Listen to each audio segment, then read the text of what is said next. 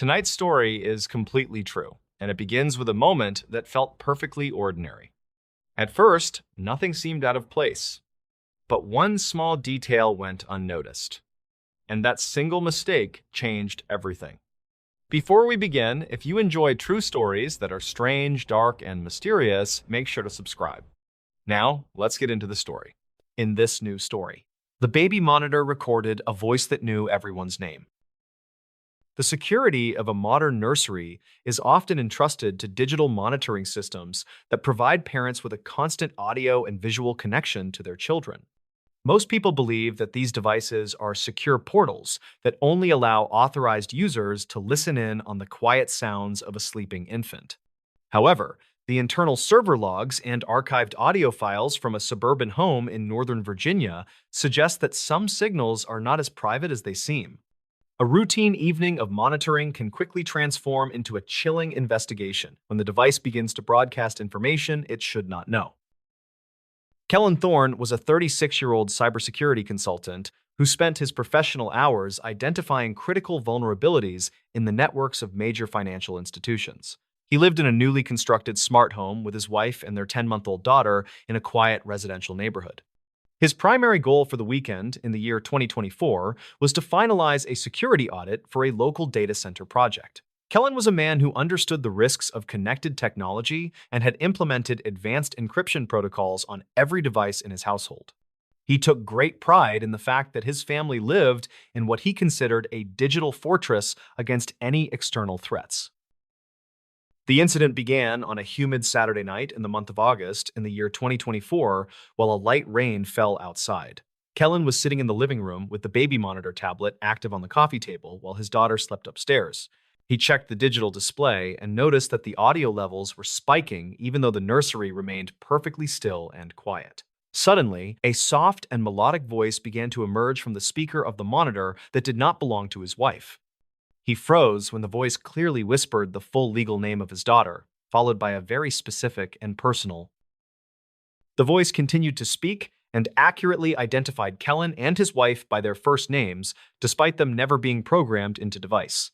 Kellen felt a surge of adrenaline as he realized the monitor was recording a voice that seemed to have intimate knowledge of his. He immediately grabbed his laptop to check the network traffic logs to see if an unauthorized user had breached his secure home. The logs indicated that no external IP addresses were connected to the monitor, and the encryption remained fully intact during the event. He ran upstairs to the nursery and found his daughter sleeping soundly while the voice continued to hum a familiar lullaby. The next morning, Kellen began a step-by-step investigation of the hardware by reviewing the manufacturer diagnostic logs and the local storage. He was a meticulous professional who kept detailed records of every software update and patch he had applied to the smart home system. He discovered that the monitor had been capturing and storing small fragments of ambient conversation from the living room for several months.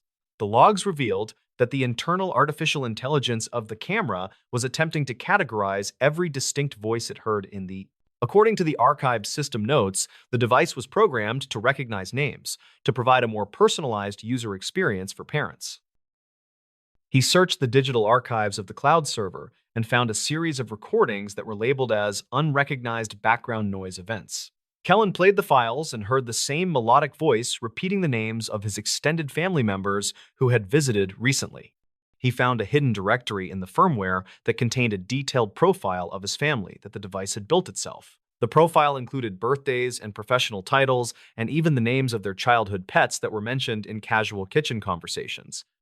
According to the state records from the year 2023, the company had faced several inquiries regarding data privacy, and Kellen decided to conduct a physical inspection of the nursery to see if the device was picking up signals from a neighbor. He used a high-frequency signal detector and found a strange resonance coming from a vintage music box that sat on the music box was a family heirloom that had been passed down through several generations, and it sat directly next to the. He realized that the metallic vibrations from the old gears were interfering with the sensitive microphone of the modern digital baby monitor.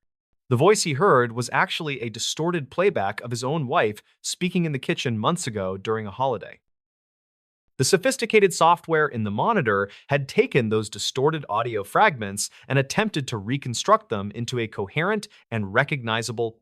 It had used the names it learned from previous recordings to fill in the gaps of the low-quality audio signal. Kellen realized that the voice was not an intruder or a ghost, but a product of an overactive and glitching machine. The AI had essentially created a composite voice that knew everything about his family because it had been listening to them constantly. He felt a sense of relief, but also a deep concern for the invasive nature of the technology he had trusted. He immediately disconnected the smart monitor and replaced it with a simple analog device that did not have any internal data storage. Kellen updated his security blog to warn other parents about the potential for smart devices to create their own digital haunting events. He shared his findings with the manufacturer, who reportedly opened an internal investigation into the autonomous behavior of their voice recognition software. The house returned to its normal state of privacy, and the nursery remained quiet for the rest of the long summer. He understood that even the most secure fortress has vulnerabilities that are built into the very code of the modern world. The nursery is quiet now, and the digital logs no longer record any unauthorized voices or personal details about the Thorne family. Kellen still monitors his network with a critical eye, but he no longer trusts the convenience of artificial intelligence in his eye. He knows that the data we provide to our devices can be used in ways that we never intended or fully.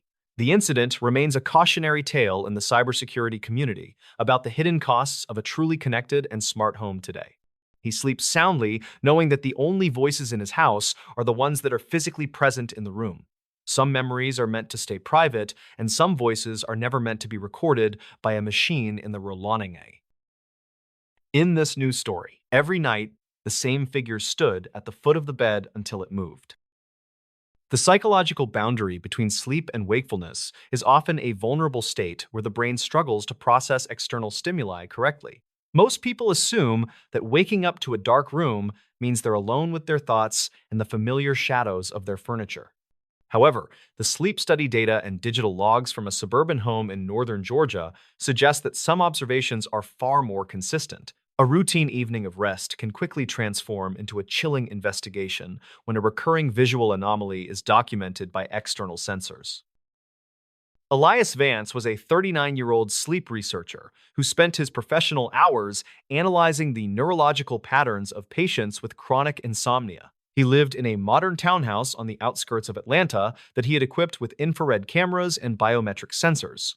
His primary goal for the year 2024 was to document his own sleep cycles to better understand the impact of high-stress environments. Elias was a man of cold logic who didn't believe in anything that couldn't be quantified by a dataset or a digital recording. He followed a strict nightly routine of calibrating his equipment before lying down in his primary bedroom for the night. The incident began on a rainy Tuesday in the month of November in the year 2024 during a localized thunderstorm. Elias woke up at exactly 3:12 in the morning and felt a heavy pressure sitting on his chest as he looked toward the foot of his bed. He clearly saw a dark and motionless figure standing near the wooden frame of the mattress in the dim light. He assumed it was a standard episode of sleep paralysis and waited for his motor functions to return so he could turn on the light. The figure remained perfectly still for exactly 5 minutes before it suddenly shifted its weight and stepped toward the bedroom door. He grabbed his tablet with shaking hands the next morning to review the high-definition infrared footage that was stored on his local server. The recording showed Elias lying perfectly still while a distinct heat signature manifested at the foot of his bed at 3:12. It appeared to have the physical proportions of a tall adult male, but the thermal imaging showed no internal core temperature. The signature remained static until 3:17, when it moved toward the hallway with a fluid and very deliberate gait. He checked the biometric logs and found that his own heart rate had remained steady during the entire duration of the event. Elias began a step-by-step investigation of the house structure by reviewing the county file from 2009 regarding the property's history. He was a meticulous professional who kept detailed records of every software update and patch he had applied to his research system.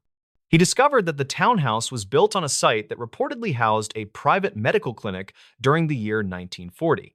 The archives indicated that the clinic specialized in early experiments regarding the use of electromagnetic fields to treat mental health disorders. According to the archived notes from the state records, one patient had disappeared during a high-voltage trial in 1941. He searched the digital archives of the local historical society and found a series of recordings from the original construction of the residential neighborhood. These files described a man named Silas Thorne who had worked as a night watchman for the clinic during the mid-20th century. Silas had reportedly suffered from a chronic heart condition and was known for standing perfectly still for long periods to catch his breath. The witness statements from the original investigation mentioned that Silas was often seen patrolling the exact area where the master bedroom was now. Elias realized that the figure on the footage matched the historical descriptions of the watchman who had died on the site. The footage made no sense to the local investigators who reviewed the files, but could find no evidence of a physical break-in. Some locals claimed that the property was prone to unusual electrical interference that could cause cameras to record phantom images and artifacts. Investigators never confirmed the presence of an intruder, and the state records conflict regarding the safety of the original clinic site. Elias decided to keep the infrared cameras active and continued to document the nightly appearance of the static figure. He kept the original video files on a secure drive as a record of the consistent and predictable nature of the anomaly. The figure appeared at the foot of the bed every night, at exactly 3:12 for the next 3 months without any deviation. Elias noticed that the heat signature was slowly becoming more defined in the high-definition recordings as the winter months progressed. The biometric logs eventually began to capture a secondary rhythmic pulse that did not belong to Elias or any known biological source. According to the archived notes, the original clinic had used a specific frequency that was known to resonate with the human heart. He realized that the figure was a localized energy pattern that had become permanently etched into the structural foundation of the room. He decided to install a series of copper grounding rods around the perimeter of the master bedroom to neutralize any lingering electromagnetic fields. Elias felt a sense of professional curiosity as he watched the figure gradually fade in the subsequent nightly recordings over the next week. The movement toward the door became less deliberate, and the heat signature eventually lost its human proportions and became a faint blur. He updated his research logs to include the discovery of the structural resonance for any future scientific inquiries into the phenomenon. The sightings stopped completely by the end of February, and the room returned to its normal state of quiet darkness. The townhouse remains occupied today as Elias continues his sleep research with a new focus on the environmental factors of nocturnal hallucinations. He still reviews the original footage occasionally, but he remains unable to find a software flaw in the infrared sensors or the server. The final footage is preserved in a secure archive as a testament to an event that defies a simple medical explanation. He sleeps without the biometric sensors now because he knows that some boundaries are not defined by the skin, but by the air. Some properties carry a memory that is recorded in the very atoms of the building and the surrounding landscape. The engineering community still discusses the Elias Vance logs as an example of potential interference in high-sensitivity medical-grade monitoring equipment. However, Elias knows that what he saw was not a digital error, but a factual record of a past presence. He spends his time now researching the intersection of historical architecture and the preservation of energy in modern residential zones. The townhouse stands as a silent witness to the man who stood watch long after his shift was officially over. He closes his research journal and turns off the monitor with a sense of total and complete investigative clarity tonight. The final report on the property noted that the grounding rods had successfully eliminated a significant amount of static electricity from the floorboards. This discovery provided a potential scientific basis for the visual anomalies that Elias had originally sought to quantify with his sensors. It suggests that the room was acting as a natural battery for the experimental energy that had been released decades ago. Elias believes that the figure was Silas himself, finally completing his rounds and moving on from the station he had guarded. The foot of the bed was merely a waypoint in a much larger and more complex journey through time.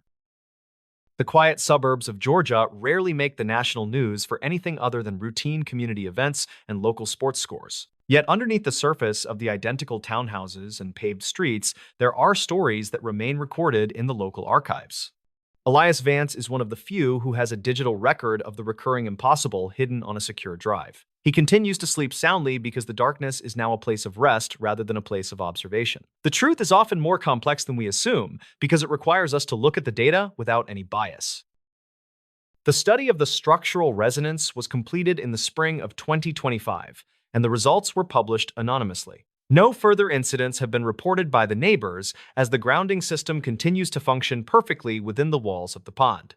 The memory of the figure in the footage remains the only proof that something consistent and deliberate occurred in that quiet room. Elias has moved on with his career, but he never forgets to check the signal levels every single morning. He knows that the past is always looking for a way to be heard by the technology of the future. The legacy of the night watchman is now a part of the local history that the research team discusses in their private meetings. They talk about the man who stood still and the researcher who captured the heat of a ghost on a tablet. For Elias, it isn't a story for a campfire, but a technical record of a night that changed his understanding. He continues to design his experiments with a new perspective on the true meaning of a secure and quiet environment. The sensors are only the beginning of the observation of a world that we're still learning to measure properly. In this new story, she woke up to find handprints on the mattress next to her. The physical environment of a modern home is often perceived as a fixed and unchanging sanctuary, where the placement of objects remains constant throughout the night. Most people assume that any change in the topography of their living space requires a direct and identifiable force to act upon it. However, the forensic logs and archived digital images from a quiet residence in suburban Maryland suggest that some impressions are left by sources that defy immediate physical explanation. A routine morning of waking up can quickly transform into a chilling investigation when the evidence of a presence is literally pressed into the fabric of the bed. Juliana Vance was a 38-year-old forensic accountant who spent her professional hours analyzing complex financial data to identify patterns of fraud for federal agencies. She lived alone in a high-security townhome that she had recently purchased on the outskirts of a growing tech corridor. His primary goal for the year 2024 was to finalize a series of high-stakes audits that required her total and absolute focus during the day. Juliana was a woman of extreme objectivity, who relied on evidence and tangible data to navigate every aspect of her life. She followed a strict nightly routine of securing her home and calibrating her biometric sleep sensors before resting for the evening. The incident began on a humid Tuesday in the month of August in the year 2024, during a period of heavy coastal fog. Juliana woke up at precisely 3:19 in the morning and felt an unusual chill in the air that seemed to originate from the empty side of her king-sized bed. She turned on the bedside lamp and was startled to find a series of deep and fresh handprints pressed into the mattress topper right beside her. The impressions were large and clearly defined, as if someone had been leaning over her while she was in a deep state of sleep. She checked the bedroom door and confirmed it was still locked, and the motion sensors in the hallway had remained completely silent. She grabbed her professional-grade digital camera to document the impressions before the memory foam could return to its original and flat state. The forensic logs from the camera indicated that the handprints were exactly 11 inches in length and possessed a unique ridge pattern that did not match her own. Juliana felt a surge of cold adrenaline as she realized that the pressure required to create such deep marks would have necessitated a weight of at least 200 pounds. She immediately reviewed the local server logs for her security system and found that no exterior or interior alarms had been triggered during the night. The high-definition footage from the bedroom entrance showed the door remained closed and undisturbed for the entire duration of the storm. The next morning, Juliana began a step-by-step investigation of the property by reviewing the state records regarding the history of the original land plot. She was a meticulous professional who kept detailed records of every structural change and utility maintenance that had been performed on the townhome. She discovered that the residential neighborhood was built on the site of a former industrial laundry facility that had operated during the 1950s. According to the archive notes from a county file from 2009, the facility had experienced a major steam pipe explosion that resulted in several fatalities. The archives indicated that one of the victims was a maintenance foreman who was reportedly found near the area where her bedroom was now located. She searched the digital archives of the local historical society and found a series of recordings from the early development of the suburban corridor. These files described a man named Silas Thorne who was known for his habit of checking the temperature of the industrial equipment with his bare hands. Silas had reportedly survived for several hours after the explosion and was described as having a grip that left permanent marks on the metal pipes he held. The witness statements from the original investigation mentioned that the foreman was often seen patrolling the site of the laundry even after the facility was closed and demolished. Juliana realized that the handprints on her mattress matched the anatomical descriptions of the foreman's large and scarred hands in the report. The forensic images from the incident were reviewed by an independent consultant who found that the temperature of the mattress in the impressions was 15 degrees lower than the surrounding fabric. Investigators never confirmed the presence of a physical intruder within the townhome, and the biometric sensors showed Juliana's heart rate had spiked only after she woke up. Records conflict regarding the exact location of the steam pipe explosion, but some locals claimed the site was prone to unusual thermal anomalies and cold spots. Juliana decided to keep a thermal imaging camera active in her bedroom and continued to monitor the mattress for any signs of recurring pressure. She kept the original forensic logs on a secure drive, as a record of the night that her sanctuary was breached by a weightless force. The townhome remains occupied today as Juliana continues her work with a new focus on the environmental anomalies of her living space. She still reviews the high-definition images of the handprints occasionally, but she remains unable to find a mechanical or structural reason for the localized depressions. The final report is preserved in a secure archive as a testament to an event that defies a simple physical or psychological explanation in the modern world. She sleeps with a secondary light source now because she knows that some impressions are left by those who are no longer there to explain them. Some properties carry a memory that is pressed into the very materials we use to find comfort in the quiet of the night. The engineering community still discusses the Juliana Vance case as an example of potential memory foam failure or localized atmospheric pressure changes in sealed environments. However, Juliana knows that what she photographed was not a material defect, but a factual record of a presence that was seeking a point of contact. She spends her time now researching the intersection of historical industrial sites and the modern residential structures that are built over the forgotten tragedies of the past. The townhome stands as a silent witness to the man who is still trying to find his way through the fog of a long-gone shift. She closes her laptop and turns off the desk lamp with a sense of total and complete investigative clarity about the weight of the past.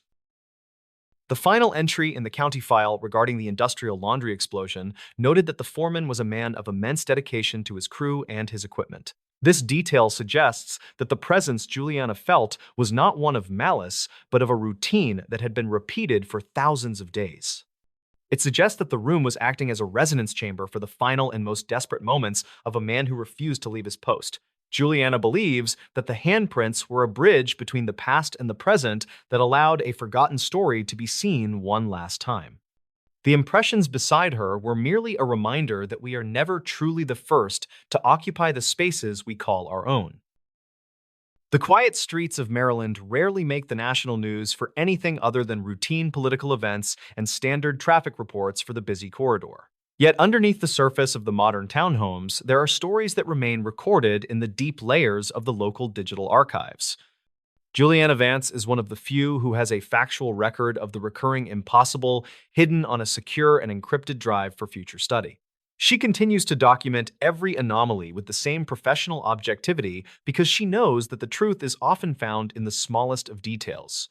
The reality of the handprints is a mystery that requires us to acknowledge the things that we cannot simply explain away with logic. The study of the townhome's thermal resonance was completed in the spring of 2025, and the results were filed under a restricted access report. No further impressions have been reported by Juliana, as the room's climate control system was updated to maintain a more consistent and stable environment throughout the night. The memory of the handprints on the mattress remains the only proof that something consistent and deliberate occurred in that locked and secure room. Juliana has moved on with her career, but she never forgets to check the surface of her bed every single morning when she first wakes up. She knows that the past is always looking for a way to leave a mark on the technology and the lives of the future. The legacy of the maintenance foreman is now a part of the local lore that the residents discuss in their private online forums during the long winter. They talk about the man who died in the explosion and the forensic accountant who found the heat of a ghost in her own bed. For Juliana, it isn't a story for a dinner party, but a technical record of a night that changed her understanding of the world around her. She continues to design her security protocols with a new perspective on the true meaning of a secure and private environment for her family. The walls are only the beginning of the defense against a world that we are still learning to measure in the darkness. The final report on the property noted that the foundation had experienced a localized cooling effect due to the proximity of the old industrial drainage system. This discovery provided a potential scientific basis for the thermal anomalies that Juliana had originally sought to quantify with her professional-grade sensors. It suggests that the room was acting as a heat sink for the forgotten machinery that still sits buried deep beneath the modern flooring and walls. Juliana looks at the floor and wonders how many other people are sleeping on top of the stories of those who built the world. She understands now that the most important evidence is often the kind that vanishes before the sun has a chance to rise. The townhome remains a dark silhouette against the foggy Maryland skyline, while the forensic accountant continues to search for the patterns in the data. Juliana Vance keeps her focus on the numbers, but she is always watching for the shape of a hand that doesn't belong to her. She knows that the archives are full of messages that are waiting for the right moment to be seen by an objective and patient observer. The silence of the morning is no longer a void, but a space that is filled with the history of everything that happened before she arrived. She sleeps soundly now, knowing that the watchman has finally left his mark and found his way back into the archives of the past. In this news story, every February, someone goes missing. The archive notes from a small county in northern Maine suggest a recurring anomaly that state records have never officially addressed. Every few years, during the second month of the calendar, the heavy snow seems to hide more than just the pavement. Some locals claimed the cold air brings a shift in the way the local machinery operates without any clear explanation. Investigators never confirmed a specific cause for these mechanical failures, but the county logs from 1984 remain archived. These documents detail a series of events that began with a man who worked the graveyard shift alone. Silas Thorne was a 52-year-old mechanic who spent his nights maintaining heavy salt trucks for the county. He was a quiet man who understood the complex internal workings of large diesel engines and hydraulic snowplow systems. On a Tuesday night in the middle of February, Silas was finishing a routine oil change on a very large vehicle. The garage was cold and the wind rattled the corrugated metal walls, while the heater struggled to stay running. He checked his watch and realized he needed to lock the secondary gate before the midnight shift change started. Silas grabbed his heavy coat and a flashlight and stepped out into the swirling white chaos of the storm. The visibility was nearly zero, but Silas knew the layout of the yard by heart after 20 years on the job.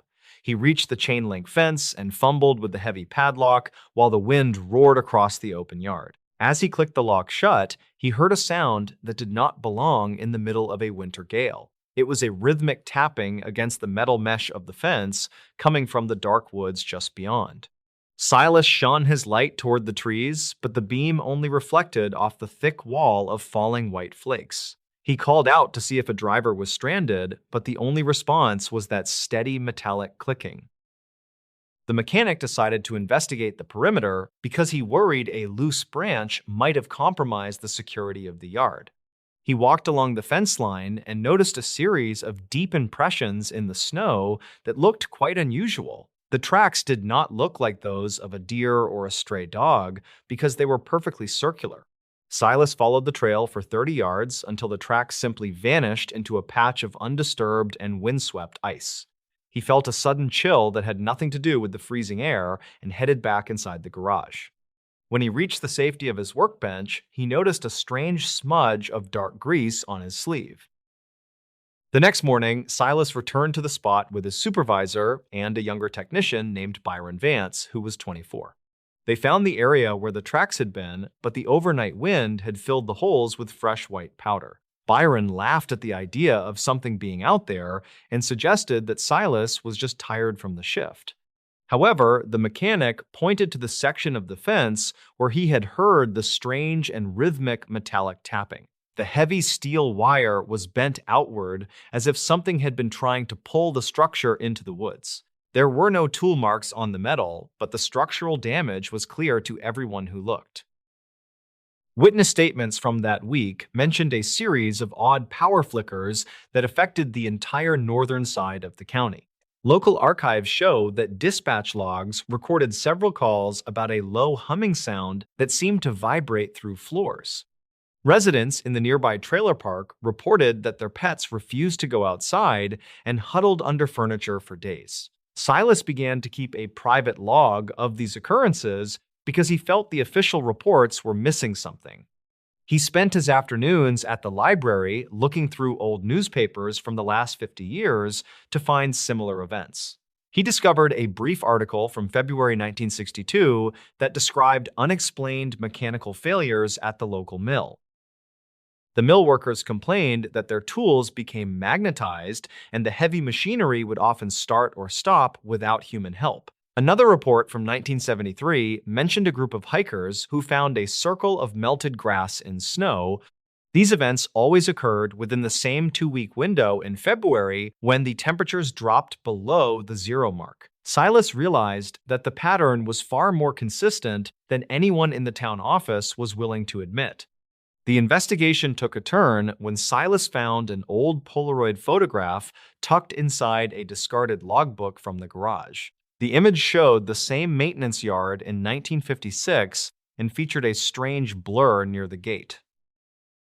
It was a dark and elongated shape that seemed to be hovering just a few inches above the frozen gravel surface. Silas compared the location in the photo to the spot where he had found the circular tracks in the snow. The alignment was nearly perfect, and the mechanic felt a growing sense of unease about what might happen next year. He showed the photo to Byron, but the younger man dismissed it as a simple double exposure or film defect. By late February, the sheriff decided to increase patrols near the industrial park after more reports of trespassing. None of the deputies ever saw a person, but they frequently found the same circular impressions in the morning. The final footage from a security camera at the fuel depot showed a brief and flickering light near the trees. It did not move like a flashlight or a vehicle because it pulsed with a soft and steady orange glow. The light remained stationary for exactly 10 minutes before it vanished instantly and left the area in complete darkness. Silas stayed late on the final night of the month to see if the phenomenon would return once more. He sat in his truck with the engine off and watched the fence line through the fogged glass. The air was perfectly still, and the silence of the winter night felt heavy in the small truck cab. At exactly 2 in the morning, the radio in his truck turned on by itself and began to emit static. The white noise shifted into a series of rhythmic clicks that matched the sound Silas had heard on the fence. He did not get out of the truck this time, and instead watched the woods through his binoculars for movement. A pale shape emerged from the trees and moved toward the fence with a slow and calculated mechanical grace. It was tall and thin, with limbs that moved in a way that defied the standard laws of anatomy. The figure did not leave footprints because it seemed to glide just above the surface of the deep snow. Silas watched as the entity touched the chain-link fence, and the metal glowed with a faint and ghostly light. The clicking through the radio speakers grew louder and more frantic until the sound became a single high-pitched tone. Then the figure retreated back into the dark woods, and the radio went silent as if someone pulled the plug.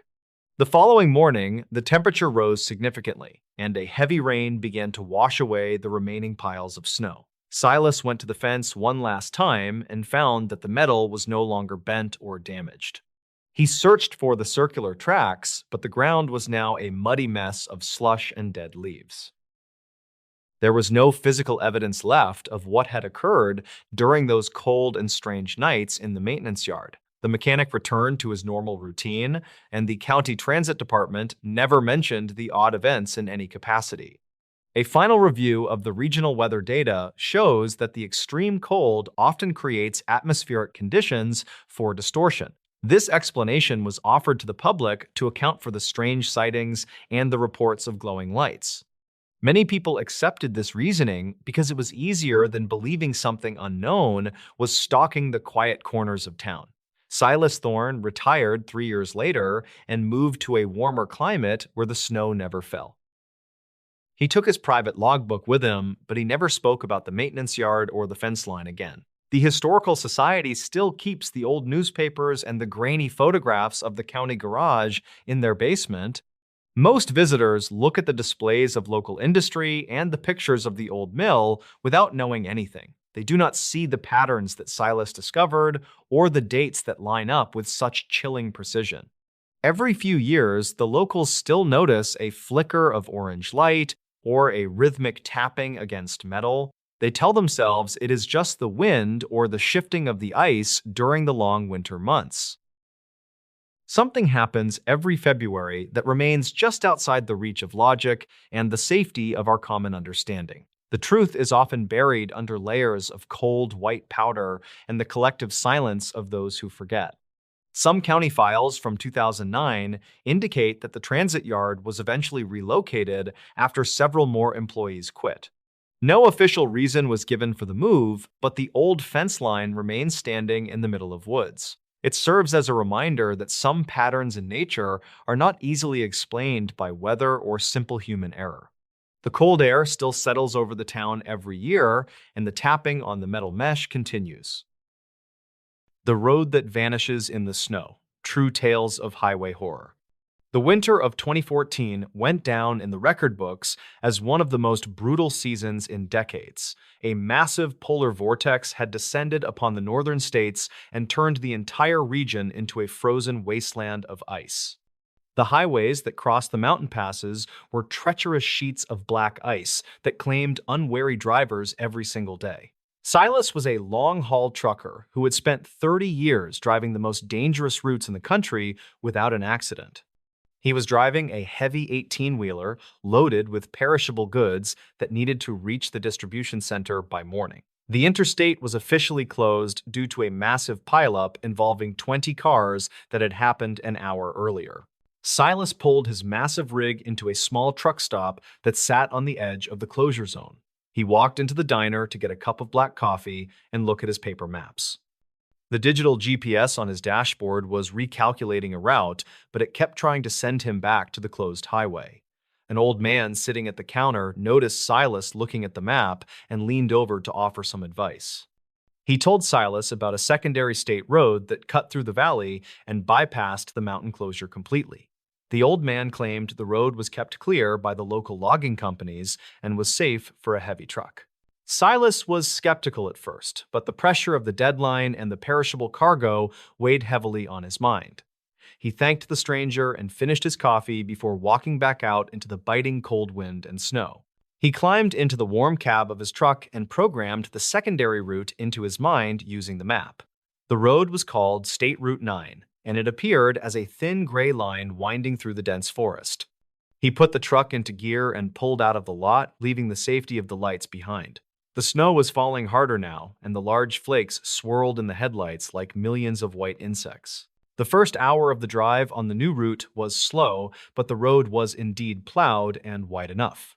Silas relaxed a little and turned up the radio to listen to a classic rock station to stay awake.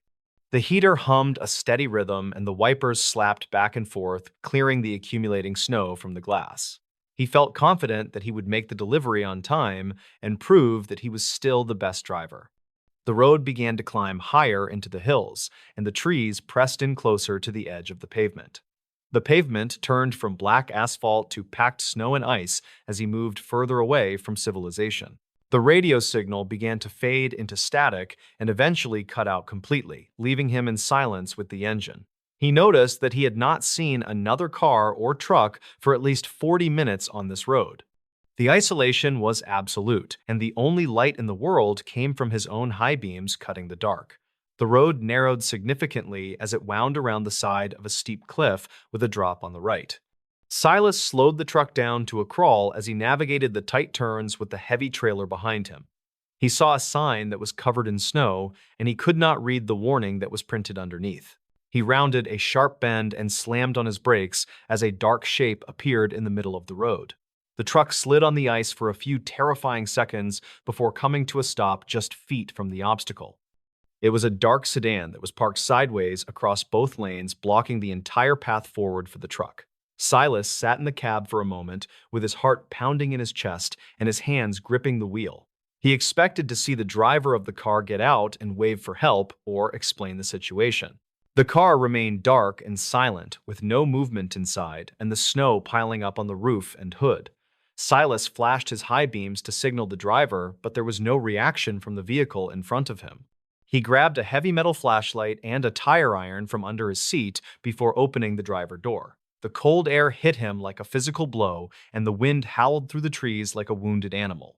He climbed down from the high cab, and his boots crunched loudly on the frozen surface of the road. He walked slowly toward the car, with the beam of his flashlight cutting through the swirling snow and darkness. He reached the car and shined the light into the driver's side window, expecting to see a sleeping or injured person. The car was completely empty, and there were no keys in the ignition and no personal items on the seats.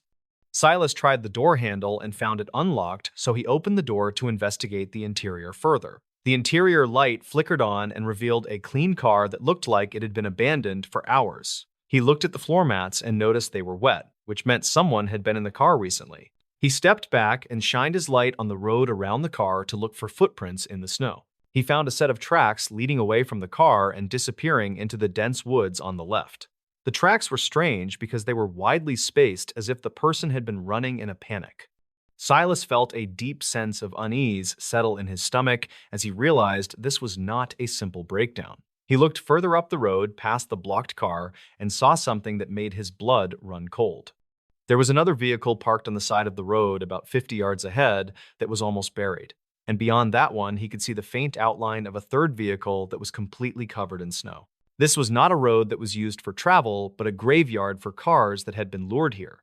Silas turned around to run back to his truck and get on the radio to call for immediate help. He stopped in his tracks when he saw a figure standing near the rear tires of his own trailer. The figure was wearing white camouflage clothing that blended perfectly with the snow and made him almost invisible. The man was holding a long object that looked like a rifle or a shotgun in his gloved hands. Silas dove behind the abandoned sedan just as a loud crack echoed through the valley and a bullet hit the car. The glass of the rear window shattered and showered the back seat with tiny diamonds of safety glass. Silas scrambled on his hands and knees to the front of the car to put the engine block between him and the shooter. He realized that the old man at the diner had sent him into a trap that was set for travelers. The road was a hunting ground for a group of highway pirates who preyed on trucks and isolated cars during storms. They used the weather and the road closures to funnel victims onto this dead-end path where they could be robbed. Silas knew he had to get back to his truck if he wanted to survive the night in this freezing hell. He peeked around the front bumper and saw two more figures emerging from the tree line on the right side. They were moving tactically and communicating with hand signals, which meant they were organized and experienced in this type of ambush. Silas knew he could not outrun them in the deep snow, and he could not fight three armed men alone. He needed a distraction that would allow him to cover the distance to his truck cab in a few seconds. He opened the hood of the sedan and found the battery terminals were still connected and the battery looked new. He used his tire iron to create a spark against the metal frame, but it was not enough to cause a fire. He remembered the road flare he had in his heavy winter coat pocket for emergencies just like this one. He pulled the flare out and struck the cap to ignite the bright red flame that hissed loudly in the silence. He threw the burning flare as hard as he could toward the tree line where the two men were advancing. The bright light blinded them for a moment and created a long shadow that danced wildly on the snow. Silas used that split second of confusion to sprint across the open ice toward the driver's side of his truck. He heard another shot ring out and felt the wind of the bullet passing inches from his ear. He reached the truck and grabbed the handle to pull himself up into the cab with a desperate burst of strength. He slammed the door shut and locked it just as a heavy impact shook the entire vehicle frame. One of the attackers had reached the truck and was banging the butt of his rifle against the door. Silas fumbled for his keys, which he had dropped on the floorboard in his panic to get inside. He found them and jammed the key into the ignition, turning it with a prayer on his lips. The diesel engine roared to life with a thunderous sound that vibrated through the metal of the cab. The attacker outside shattered the side window with his rifle butt and reached in to grab Silas by the jacket. Silas grabbed the fire extinguisher he kept mounted by the seat and sprayed the chemical powder directly into the man's face. The man screamed and fell back off the step, clutching his eyes and coughing violently from the chemical cloud. Silas shifted the truck into reverse and slammed his foot down on the accelerator pedal to move the rig. The heavy wheels spun on the ice for an agonizing second before finding traction on the gravel beneath. The truck lurched backward and the trailer swung wildly as he tried to back away from the blockade. He saw the other two men running into the road and raising their weapons to fire at the windshield. Silas ducked below the dashboard and steered blindly using his memory of the road behind him. The windshield shattered above him as bullets peppered the glass and filled the cab with cold air and snow. He continued to reverse for what felt like a mile until he found a spot wide enough to turn around. He performed a dangerous three-point turn on the narrow cliff road with the rear tires hanging over the edge. He shifted into a forward gear and drove back down the mountain at a speed that was reckless and terrifying. He did not stop driving until he reached the lights of the main highway town 20 miles away. He pulled the damaged truck directly to the police station and ran inside shouting for help and protection. The officers were shocked to see the state of the truck and the shattered windshield covered in snow. Silas told them the entire story about the old man and the blockade and the men in white camouflage. The police chief listened with a grim expression and told Silas that he was the first person to return. They had received reports of missing travelers in that area for years, but never had a witness or a location. A massive tactical team was assembled and sent up the mountain road with snowcats and armored vehicles. They found the abandoned sedan and the other buried cars just as Silas had described them to the officers. They also found a hidden cabin deep in the woods that was filled with the stolen cargo from dozens of trucks. The cabin was empty of people, but the stove was still warm, which meant the gang had fled just minutes before. The police found a sophisticated radio system that the gang used to monitor police frequencies and truck channels.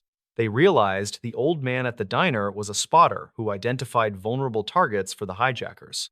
The police raided the diner later that night and arrested the old man who was sitting at the same counter.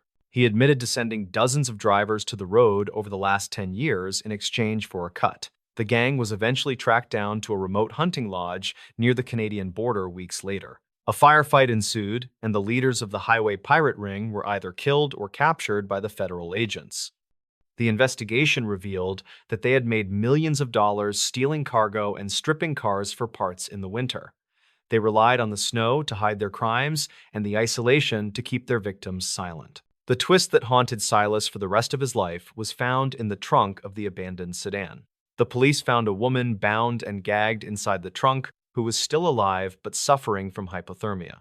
She had been the driver of the car and had been used as bait to make the scene look like an accident. If Silas had not stopped to check the car, she would have frozen to death in that trunk that night.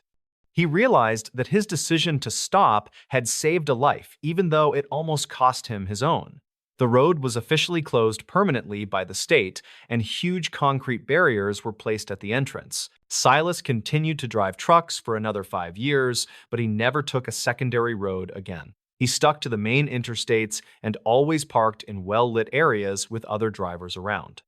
He kept the tire iron on his passenger seat as a reminder of the night he fought the highway ghosts. The story of the road became a legend among truckers who shared it over radios late at night.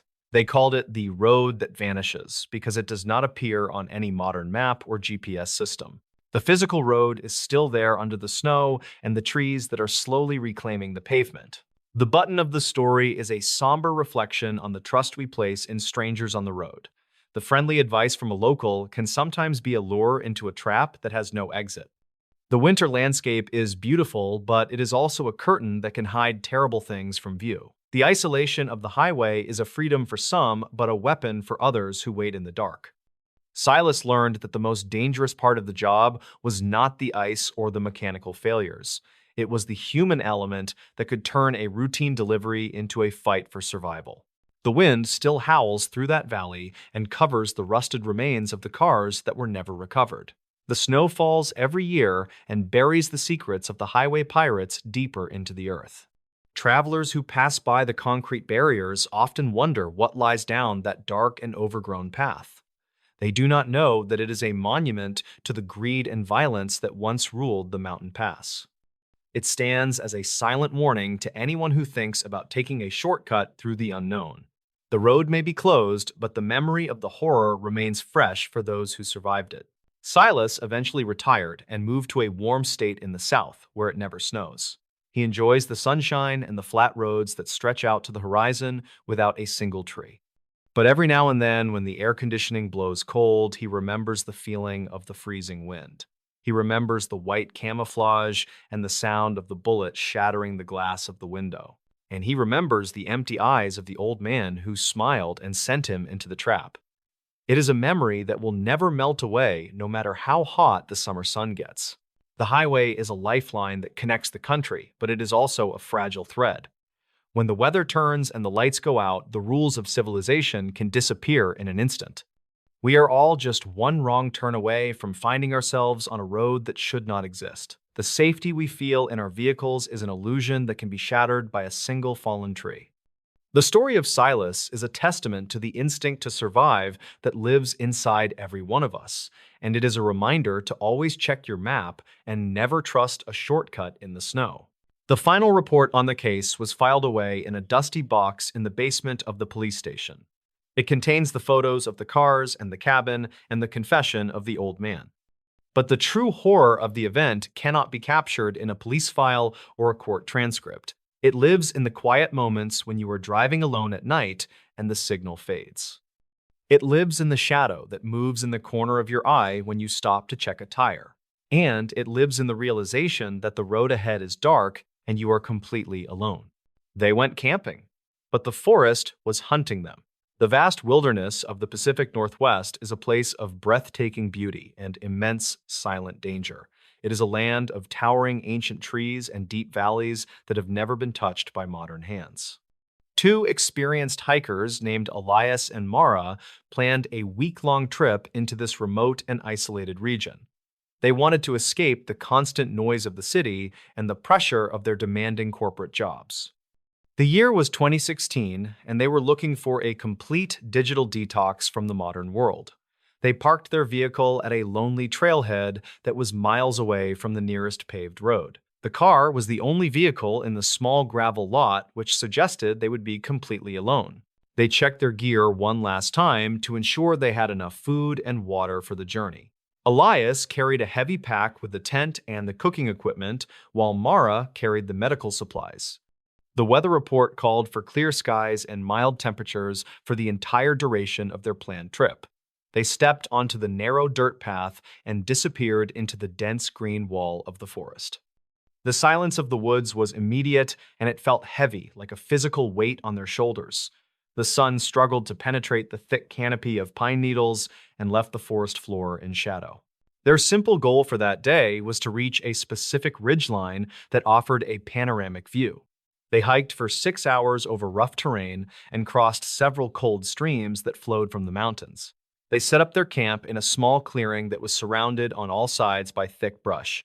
Elias built a small fire, while Mara set up the tent and arranged their sleeping bags for the night. The sun went down quickly, and the temperature dropped just as fast in the high-altitude air. They ate a simple meal of dehydrated food and sat by the fire watching the sparks float upward. The darkness that descended on the woods was absolute and swallowed the light from their small fire completely. The first night was peaceful, but Mara woke up to the sound of something walking near the tent. It sounded like 2 heavy feet crunching on the dry leaves rather than the 4 paws of an animal. She woke Elias, but the sound stopped the moment he sat up and turned on his flashlight. They scanned the perimeter of their campsite, but saw nothing but the dark trunks of the massive trees. They dismissed the noise as a deer or a bear and tried to go back to sleep. The next morning, they packed up their camp and prepared to hike further into the deep woods. They planned to follow a marked trail that would lead them in a wide loop back to their car. They noticed that a few of their items seemed to have been moved during the night while they slept. Elias found his water bottle on the other side of the fire pit from where he left it. They assumed they were just forgetful and laughed it off as they put on their heavy packs. The hike that day felt different as the woods seemed to become denser and harder to navigate. They followed the small plastic markers nailed to the trees that were supposed to guide hikers along the trail. After 4 hours of walking, they realized that the terrain did not match the map they were carrying. The map showed a flat valley, but they were climbing a steep and rocky hill with no end. Elias checked his compass and realized they were heading north when they should have been heading south. They were confused because they had been following the trail markers perfectly since they left the campsite that morning. They decided to backtrack to the last known landmark to figure out where they had made a mistake. The return trip was difficult, and the feeling of being watched began to grow in both of their minds. Mara mentioned that the forest felt too quiet, as there were no birds singing in the trees. The usual sounds of squirrels and insects were absent, and the silence was unnerving and very intense. They arrived back at the fork in the trail where they had started the climb hours earlier. They were shocked to find that the trail marker they had followed was no longer on the tree. The plastic diamond was gone, and there were no nail holes in the bark of the pine tree. Panic began to set in as they realized that the trail markers might have been deliberately moved or tampered with. They checked the map again and tried to use the distant mountain peaks to orient themselves in the woods. They decided to set up camp early because the sun was already starting to dip below the horizon. They chose a spot that was defensible with a large rock wall at their backs for protection. They built a larger fire that night and kept a pile of heavy rocks inside the tent. They did not sleep well, as every snap of a twig sounded like a footstep in the dark. The incident that changed everything happened just after 3 o'clock in the morning on the second night. A large rock was thrown from the darkness, and it hit the side of their tent with force. Elias shouted and unzipped the tent door with his flashlight beam cutting through the black night air. He saw a figure standing at the edge of the clearing just beyond the reach of the light. The figure was tall and appeared to be covered in leaves and branches like a military sniper suit. The figure did not move or run away, but simply stood there, watching them with a terrifying stillness. Elias grabbed a burning branch from the fire and threw it toward the figure to scare it away. The figure melted back into the shadows of the forest without making a single sound on the leaves. They realized they were not dealing with an animal, but with a human who was stalking them. They packed their camp in a frenzy and decided to hike out in the dark using their headlamps. It was a dangerous decision to hike at night, but staying in the clearing felt like a death sentence. They moved quickly through the brush and tried to keep their lights pointed at the ground to hide. The complication was that the forest seemed to be fighting against their escape at every single turn. They found piles of rocks blocking the path that had not been there just the day before. Large branches were pulled down across the trail to slow them down and force them to go around. They felt like they were being herded like cattle toward a specific destination that they did not know. They could hear whistles communicating from the left and the right sides of the trail in the distance. The whistles were mimicking bird calls, but they were too rhythmic and mechanical to be from real birds. They abandoned the trail completely and decided to bushwhack straight down the side of the mountain toward a road. They moved as fast as they could while tearing their clothes on the sharp thorns of the bushes. Mara fell and twisted her ankle, but the adrenaline in her system kept her moving without feeling pain. They could hear the heavy footsteps of their pursuers getting closer behind them in the dark woods. The people chasing them were not using flashlights, which meant they knew the terrain perfectly in the dark. This realization made the situation even more terrifying as they stumbled blindly down the steep slope. They reached a wide stream and waded through the freezing water to try and hide their scent trail. They hid under a large overhang of the riverbank and turned off their headlamps to wait and listen. They heard 3 people cross the stream just a few yards away from where they were hiding. The pursuers were speaking in a language that sounded like English, but the words were strange and distorted. They were talking about trapping the hikers in the Box Canyon further down the stream to the east. Elias and Mara realized they had narrowly avoided walking into a prepared ambush set by these unknown people. They waited for an hour in the freezing water until the voices faded away into the distance. They climbed out of the stream and moved in the opposite direction of the trap toward the west. The sun began to rise, and the gray light of dawn revealed the exhaustion on their faces. They found an old logging road that was overgrown with grass, but clearly led out of the forest. They walked for 10 miles on the logging road until they reached a paved county highway. A passing truck driver saw them waving their arms and stopped to pick them up on the road. The investigation began immediately after the truck driver took them to the nearest small-town sheriff's station. The local police were skeptical of their story at first because of the lack of physical evidence. However, the sheriff sent a team of deputies to the trailhead to check on their vehicle. The car had been vandalized and the tires were slashed, which confirmed that someone was indeed there. The police organized a search party to go into the woods and find the campsite and the pursuers. They found the campsite where the rock had been thrown, and they found strange footprints in the mud. The footprints were made by boots that had been wrapped in burlap to muffle the sound of walking. The search team also found the trail markers that had been pried off the trees and moved. The investigation revealed a network of illegal camps hidden deep in the forest valleys near the trail. These camps were camouflaged so well that a person could walk right past them without seeing anything. The camps were filled with stolen camping gear and driver licenses from people who had gone missing. This discovery turned a simple harassment case into a potential serial murder investigation involving federal agents. The twist and the payoff came when the police analyzed the contents of the hidden camps. They found detailed journals that described the hunt of various hikers over the past 5 years. The people living in the woods were not just hermits, but a group of individuals who hunted humans. They viewed the forest as their territory, and the hikers as intruders who were fair game for sport. The group used the natural terrain to funnel hikers into traps where they could be easily captured. The police realized that Elias and Mara had survived only because they left the trail when they did. The authorities launched a massive raid on the forest, using helicopters and tactical teams to clear the area. They arrested 4 individuals who were living in the primitive shelters and wearing homemade camouflage suits. The suspects were socially isolated and had created their own distorted society deep in the wilderness. They had no identification and refused to speak to the investigators about their activities in the woods. The police found maps that showed the trails had been manipulated for years to confuse tourists. The scale of the operation was terrifying because it happened in a public park visited by thousands. The button of the story is the lingering fear that stays with the couple years later. Elias and Mara returned to the city, but they never went camping in the wilderness ever again. They sold all of their hiking gear and spent their vacations in crowded beach resorts with security. The experience taught them that the silence of nature is not always peaceful, but can be predatory. The forest is a place where civilization ends, and the rules of survival are the only law. They often think about the other hikers who did not turn off the trail in time. The case remains a disturbing reminder of the dangers that can exist in the blind spots of the map. The vastness of the American wilderness provides ample space for people to hide and do terrible things. The trail markers that we trust to lead us to safety are only as reliable as the hands that place them. When you step into the deep woods, you are entering a world where you are no longer the top predator. The eyes that watched from the tree line were not animals, but something far more dangerous and calculating. And somewhere in the deep woods, there are likely more camps that have never been found. The psychological impact on the survivors was profound and required years of therapy to manage the trauma. They both suffer from nightmares where they are back in the tent hearing the heavy footsteps outside.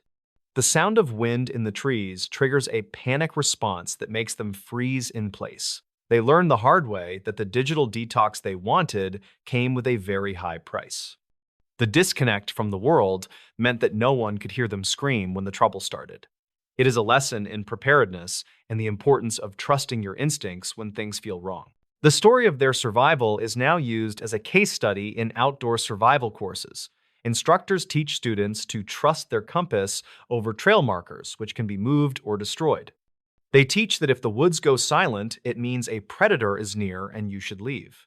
The intuition that Elias and Mara felt was a primal warning system that saved their lives that night. The modern world dulls these instincts, but they are still there waiting to be used in emergencies. The line between a tragedy and a survival story is often just a single decision made in the dark. The forest has grown back over the illegal camps, and the trails have been corrected by the rangers. The parking lot at the trailhead is still there, and people still park their cars to go hiking. New hikers enter the woods every day unaware of the history of the ground they are walking on. They see the beauty of the trees and the mountains, but they do not see the history. The wilderness keeps its secrets well and covers the scars of the past with new growth. But for those who know the story, the wind in the trees sounds a little different. It sounds like a warning to stay on the path and to keep watching the shadows. It sounds like the footsteps of the people who claimed the forest as their own private hunting ground. The wilderness is indifferent to our safety, and it demands respect from those who enter. The couple survived because they realized in time that they were prey and not just tourists. They beat the forest at its own game by becoming unpredictable and moving through the wild, and they walked out of the darkness and back into the light of the living world. In this new story, They found wet footprints leading to the bed. Then the footprints stopped. The physical layout of a beachfront property is often designed to blur the lines between the natural coastal environment and the comfort of a modern interior. Most residents assume that any evidence of the ocean, such as sand or moisture, is brought in intentionally by those who've spent their day on the shoreline. However, the forensic logs and archived digital images from a high-end vacation home in the Outer Banks of North Carolina suggest that some trails begin without an identifiable point of entry. A routine morning of waking up to the sound of the surf can quickly transform into a chilling investigation when a trail of wet footprints is found leading directly toward a sleeping person's bedside. Leland Vance was a 42-year-old oceanographic engineer who spent his professional hours analyzing tidal patterns and coastal erosion for federal environmental agencies. He'd recently rented a secluded, modern villa perched on a sand dune for the month of November in the year 2024 to finish a critical report on sea level rise. Leland was a man of extreme technical discipline who'd equipped the home with a series of high-resolution motion sensors to protect his expensive monitoring equipment. He relied on real-time data and infrared cameras to maintain a secure perimeter in an area that was often subject to heavy fog and unpredictable weather patterns. He followed a strict nightly routine of securing every sliding glass door and checking the weather stripping before retiring to the primary bedroom for the night. The incident began on a humid Tuesday in the month of November in the year 2024, during a period of intense, low-lying coastal mist. Leland woke up at precisely 5:30 in the morning and noticed a faint, briny scent of sea salt and decaying kelp lingering in his bedroom air. As he stepped out of bed, he felt a sudden, cold dampness beneath his feet and looked down to see a series of large, wet footprints on the hardwood floor. The prints were clearly defined and appeared to be made by bare human feet that were still dripping with seawater and fine, dark sand. He felt a surge of cold adrenaline as he realized the trail began at the bedroom door and ended abruptly, exactly 3 inches from the side of his mattress. He grabbed his professional-grade digital camera to document the impressions before the morning heat could cause the moisture to evaporate from the polished wood. The forensic logs from the camera indicated that the footprints were approximately 12 inches in length and possessed a unique, flattened arch pattern that suggested a heavy, labored gait. Leland immediately reviewed the local server logs for his security system and found that no exterior or interior motion alarms had been triggered during the entire duration of the storm. The high-definition footage from the hallway showed the bedroom door remained closed and undisturbed, and there was no visible movement of any intruder. He checked the sliding glass doors leading to the deck and confirmed they were still locked from the inside with the heavy-duty security bars in place. The next morning, Leland began a step-by-step investigation of the property by reviewing the state records regarding the history of the original land plot before the villa was constructed. He was a meticulous professional who kept detailed records of every structural change and utility maintenance that had been performed on the site since it was developed.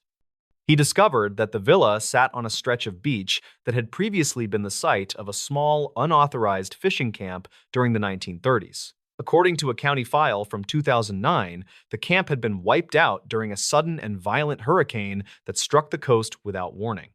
The archives indicated that one fisherman had reportedly been seen trying to reach the higher ground where the villa's primary bedroom now stood before he was swept away. He searched the digital archives of the local historical society and found a series of recordings from the early development of the Outer Banks regarding the recovery efforts after the Great Storm. These files described a man named Silas Thorne, who was known for his habit of walking the shoreline barefoot even during the coldest winter months of the year. Silas had reportedly been found several days after the storm, his body discovered far inland, but his footprints were said to appear on the dunes for weeks afterward. The witness statements from the original investigation mentioned that the fisherman's cabin had been located at the exact coordinates where Leland's bed was now positioned. Leland realized that the anatomical scale of the wet footprints matched the historical descriptions of the fishermen mentioned in the archived reports. The forensic images from the incident were reviewed by a local digital analyst who found that the water in the footprints contained a high concentration of minerals only found in the deeper offshore trenches. Investigators never confirmed the presence of a physical intruder within the villa, as the fresh sand on the deck showed no footprints or signs of a climb. Records conflict regarding the exact nature of the moisture, with some technicians claiming it was a localized condensation event caused by a failure in the HVAC system during the fog. Leland decided to keep his thermal imaging array active and continued to monitor the floor for any signs of recurring moisture. He kept the original forensic logs on a secure drive as a record of the night that the ocean seemed to reach inside his home. The property remains under constant observation today as Leland continues his oceanographic work with a new focus on the environmental anomalies of coastal structures. He still reviews the high-definition images of the footprints occasionally, but he remains unable to find a mechanical or structural reason for the localized water trail. The final report is preserved in a secure archive as a testament to an event that defies a simple physical or environmental explanation in the modern age. He sleeps with a secondary motion-activated light now because he knows that some trails don't require an open door to be blazed.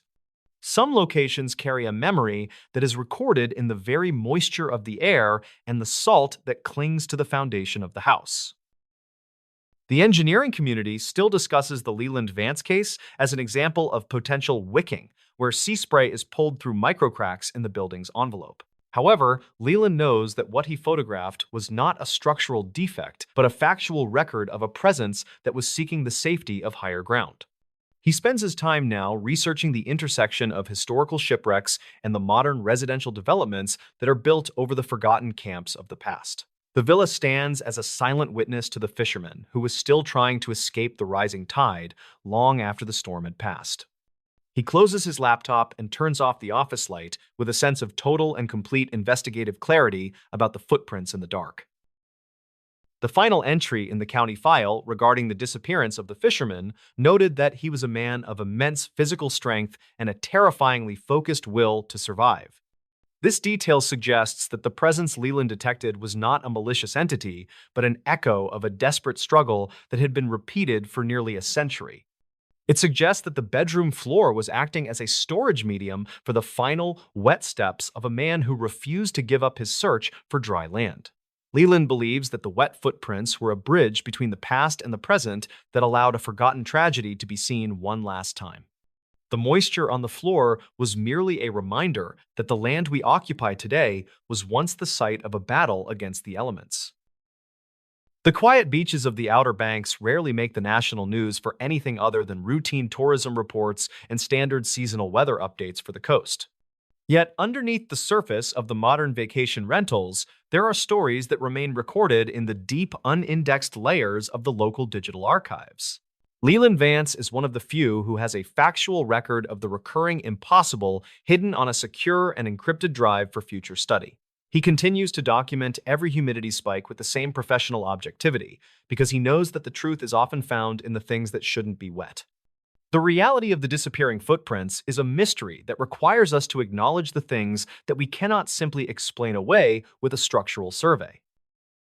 The study of the property's electromagnetic and moisture resonance was completed in the spring of 2025, and the results were filed under restricted access. No further wet trails have been reported by Leland, as the home's ceiling system was updated to include advanced moisture barriers and atmospheric sensors. The memory of the footprints leading to the bed remains the only proof that something consistent and deliberate occurred in that coastal sanctuary. Leland has moved on with his career, but he never forgets to check the floor every single morning when the coastal mist begins to roll in. He knows that the past is always looking for a way to leave a physical signature on the technology and the lives of the future. The legacy of the fisherman is now a part of the local lore that the coastal residents discuss in their private social media groups during the long winter nights. They talk about the man who died in the Great Storm and the engineer who found the salt of a ghost on his polished hardwood floor. For Leland, it isn't a story for a campfire, but a technical record of a night that changed his understanding of what it means to be truly secure. He continues to design his coastal protection protocols with a new perspective on the true meaning of a stable and private environment.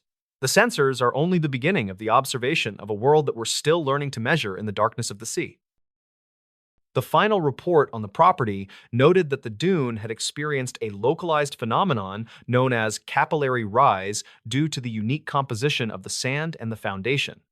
This discovery provided a potential scientific basis for the moisture anomalies that Leland had originally sought to quantify with his professional-grade sensors.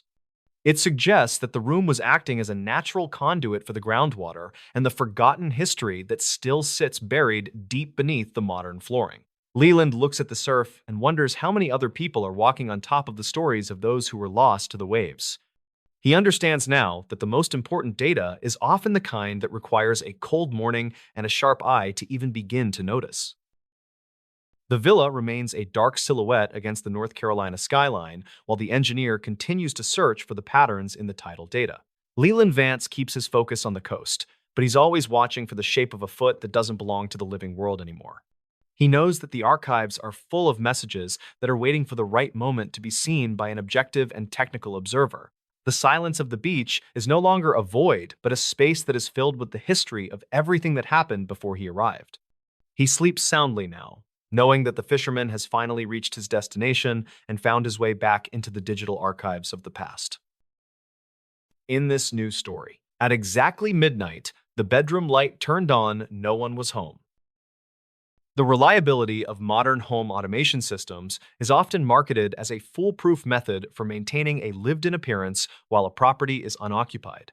Most homeowners assume that a digital schedule managed via a centralized hub will execute lighting commands with perfect mechanical precision.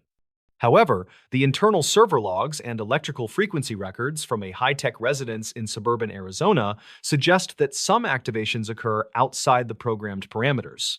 A routine vacation can quickly transform into a chilling investigation when a remote monitoring app alerts the owner to a physical change in an empty house. Kellen Sterling was a 42-year-old electrical engineer who specialized in smart grid integration for large-scale utility companies in the Phoenix area.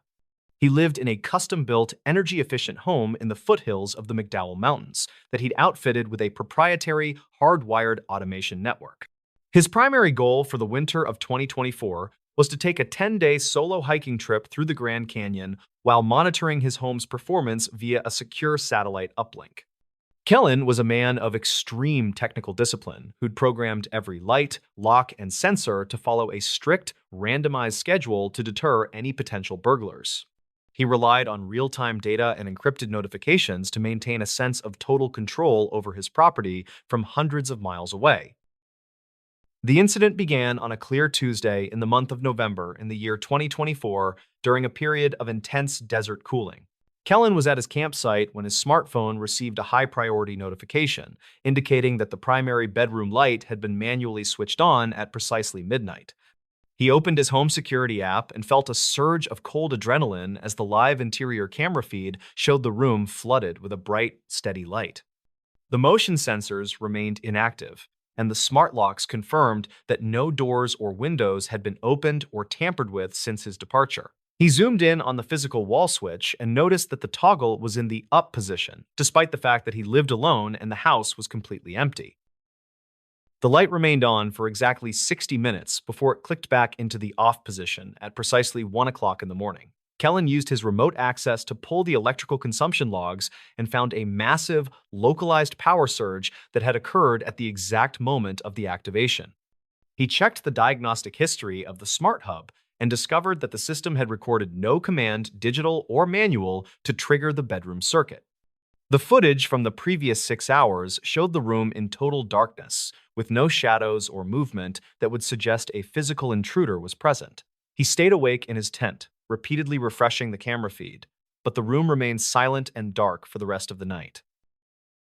The next morning, Kellen began a step-by-step investigation of his home's network by reviewing the manufacturer's firmware logs and the archived notes from the original electrical contractor.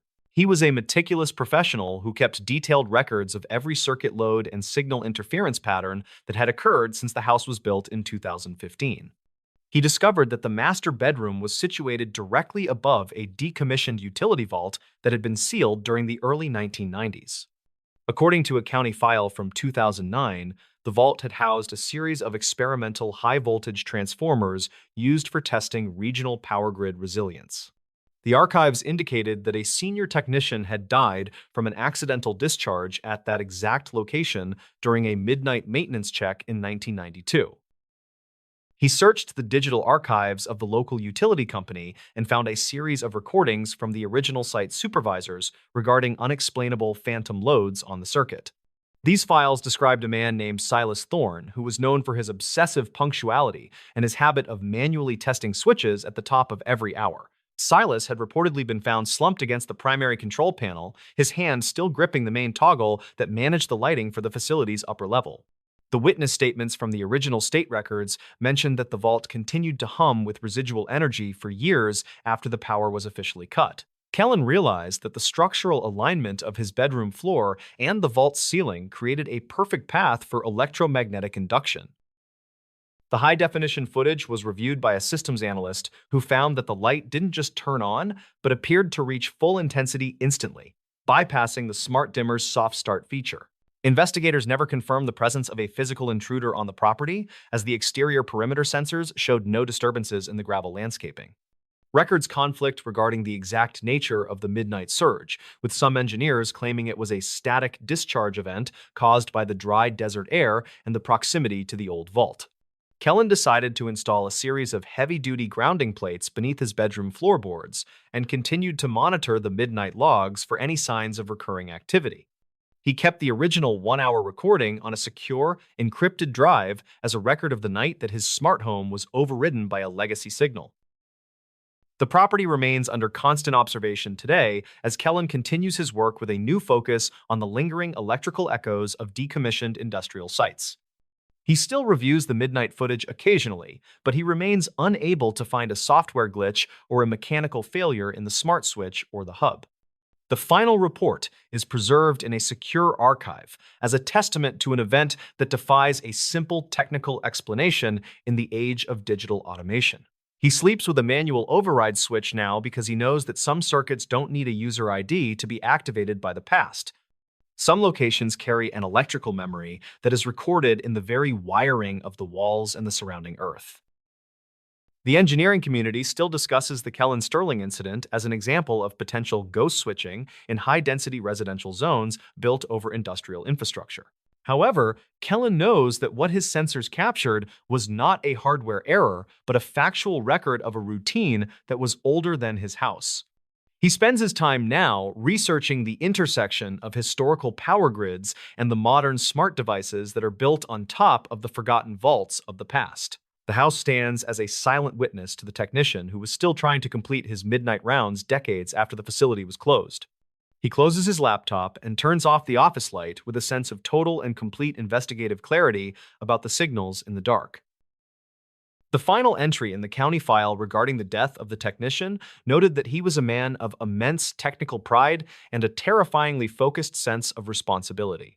This detail suggests that the presence Kellen detected was not a malicious hack, but an echo of an obligation that had been repeated for a lifetime. It suggests that the bedroom floor was acting as a storage medium for the final mechanical actions of a man who refused to leave his post during the blackout. Kellen believes that the midnight surge was a bridge between the old grid and the new that allowed a forgotten duty to be seen one last time. The light in the bedroom was merely a reminder that the energy we put into our work can linger long after the switch has been turned off. The quiet foothills of Arizona rarely make the national news for anything other than routine property development reports and standard seasonal tourism updates. Yet, underneath the surface of the modern desert homes, there are stories that remain recorded in the deep, unindexed layers of the local utility archives. Kellen Sterling is one of the few who has a factual record of the recurring impossible hidden on a secure and encrypted drive for future study. He continues to document every voltage spike with the same professional objectivity because he knows that the truth is often found in the things that shouldn't have power. The reality of the midnight light is a mystery that requires us to acknowledge the things that we cannot simply explain away with a remote reset. The study of the property's electromagnetic and grounding resonance was completed in the spring of 2025, and the results were filed under restricted access. No further midnight activations have been reported by Kellen, as the home's grounding system was updated to isolate the bedroom circuit from the vault below. The memory of the light turning on in an empty house remains the only proof that something consistent and deliberate occurred in that desert sanctuary. Kellen has moved on with his career, but he never forgets to check the midnight logs every single morning when he first logs into his server. He knows that the past is always looking for a way to leave a digital signature on the technology and the lives of the future.